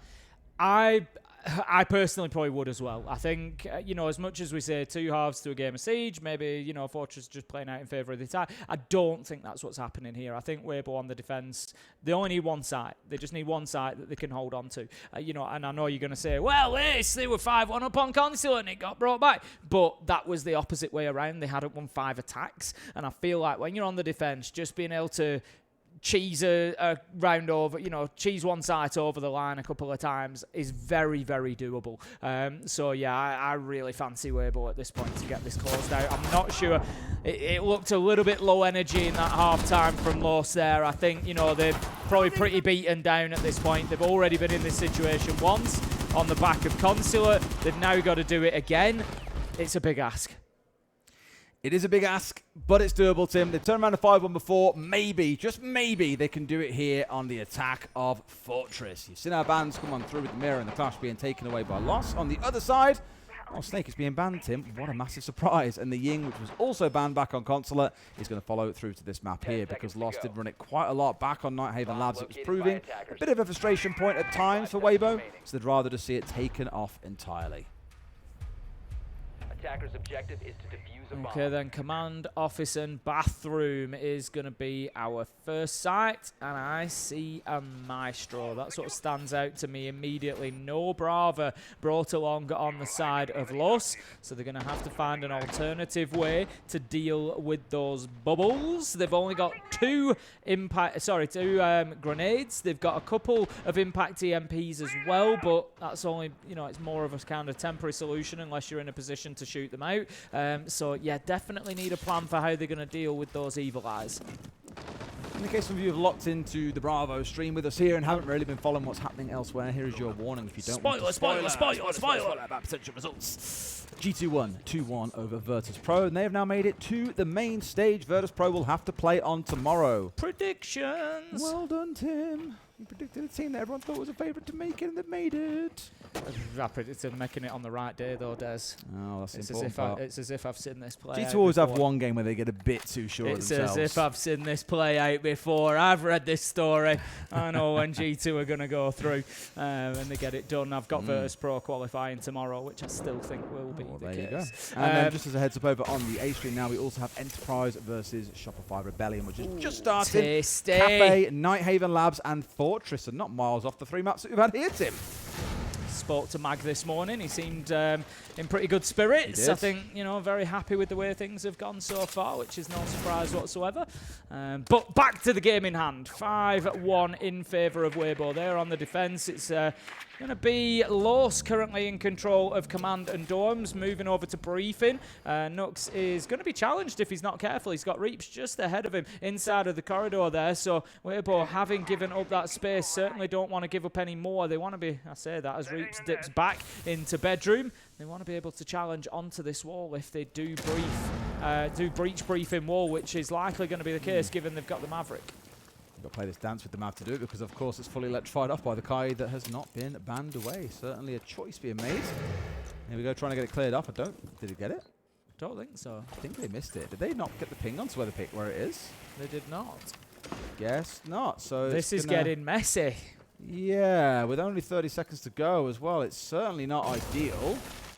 Another freeze comes on through. That wall may well just stay closed here, Tim. They've still got one more Tuber to play with. Yeah, Nux has gone in through the single door and he's planting instead. They are relying on the cover from that Mav breach. They're going to take out the Maestro Evil Eye, but there's the Nitro. They've done it time after time, WEIBO, denying those plants, and they continue to do so. We hear the Alders sing as WEIBO close out the round, and it is going to be 6-1, flawless round, and it looks real bad for Los right now, Des. He said you wanted to see what happened in round 7, Tim. Outright domination.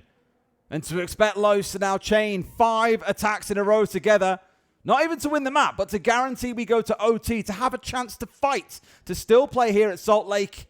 It feels like that might be a bit too steep of a hill to climb. They look beaten, Des. They look beaten. It's not. I'm not being critical for the facing going out of the major. This is all the workers come to this, but they look beaten. You know, do they look like a team that are going to turn it round and win 6 rounds in a row? You know, no, I don't think they do at the minute. So, yeah, I strongly favour WEIBO now to take this. I know it's easy to say when they're 6-1 up, but I just mean, do I think Los have it in the tank to come back? No, I don't. I don't either, Tim, but crazier things have happened. They have. In They Siege. certainly have. We've seen it done.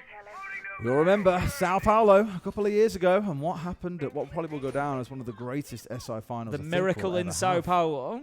The last dance. We need a name for W7M. it. We need a name for that. The miracle in Sao Paulo. We need a name for it. I think the miracle in Sao Paulo sounds pretty cool. Yeah, it's pretty good, that one. Isn't it? 5 seconds You'll remember remaining. the miracle of Sao Paulo. Nice. All right, onwards we charge. This could be the last round, as we said. It's going to be down on this top floor still, but down towards the southeast side. We spoke about this already a few times. You're probably going to see a push coming in from the top side, but also a couple of players working their way in towards New Tower down to the southeast. And as I've said many times throughout the series, follow Nux. He's on a shield. He's got the diffuser in back pocket. He's the one that a lot of this hinges on. Of course, we're looking for kills from big players like Perez, who's been quiet this map, Tim. 7 rounds and only 5 kills. We said this after map 1. What happens when there's a map when Perez isn't shining bright? And it's not that he's playing bad right now, but he's not dropping 15 kills like we've seen him do before. And the team are now left stuck, looking for options and a savior to get them out of this sticky situation. Drones will rain through. Los, despite maybe the low energy, maybe their concern, maybe feeling like they're on their way out, they still need to make sure that they are ticking those boxes, doing those jobs, being aware of where the players are. We're going to have an early challenge here. Nade goes over the top, going to force the swing. Brilliant play. Well done. Dark manages to take him down, and that's turned off the board. Great start. That's the kind of player I want to see. And a lot of teams, I think, really struggle with this at this event overall, is identifying when players are isolated and punishing them as a group. That was very much a solo effort there coming out of Dark, though. He's played it brilliantly, making use of the nade to force the movement out, got the down, secured the kill. It's a 5v4. This is the kind of position you want to be in when you've still got half a round to play. Yeah, I mean, you know, a lot of players, it would have been easy to think, I've got the shot, you know, I'll just take the swing here and I'll go for the kill on him. But why bother? You've got that tool in your pocket. You can create a complete lose-lose situation, and it was brilliantly done. So 5 versus 4. Nux is starting to march down Museum Corridor. He's looking to get onto the side door, as we can see ahead of us. They've got the breach on the wall, going to push forward and take control of Horse. This is actually really good progress coming in from Los, and they can start thinking about heading in towards Games and Dorms. I think they're going to put a bit of pressure down past Central Stairs, but Hoven, as he has been so many times before, is there to take down Dark. He's not had much chance to play Melusi at this event, Tim, but that is his go-to operator for years now. It's what he's jumped on. And on the flank here, she may be at 1 speed now, but he can still do a hell of a lot of work. And getting rid of Dark, getting rid of that vertical threat is massive. Hasn't yet left, still holding on the downstairs, looking to play off the back of those Melusi traps when they go off to try and punish. But Daffo, he's aware of what's going on. He's aware of the game plan. He knows what Hoven's trying to do, and he's just hoping to hold him. But they're going to have to go soon. They're down to 25 seconds. Oh, timing. Beautiful aggression there from Hoven, just at the right time. The Monty is isolated. Hoven recognises it. He knows this is his opportunity. He's just toying with him. Going to find the kill, and that is it. Speakeasy picks up the last. The celebrations will be there as WEIBO survive another day. Commiserations for Los, who are eliminated from the Salt Lake City Major, but WEIBO truly did rule the day on Fortress.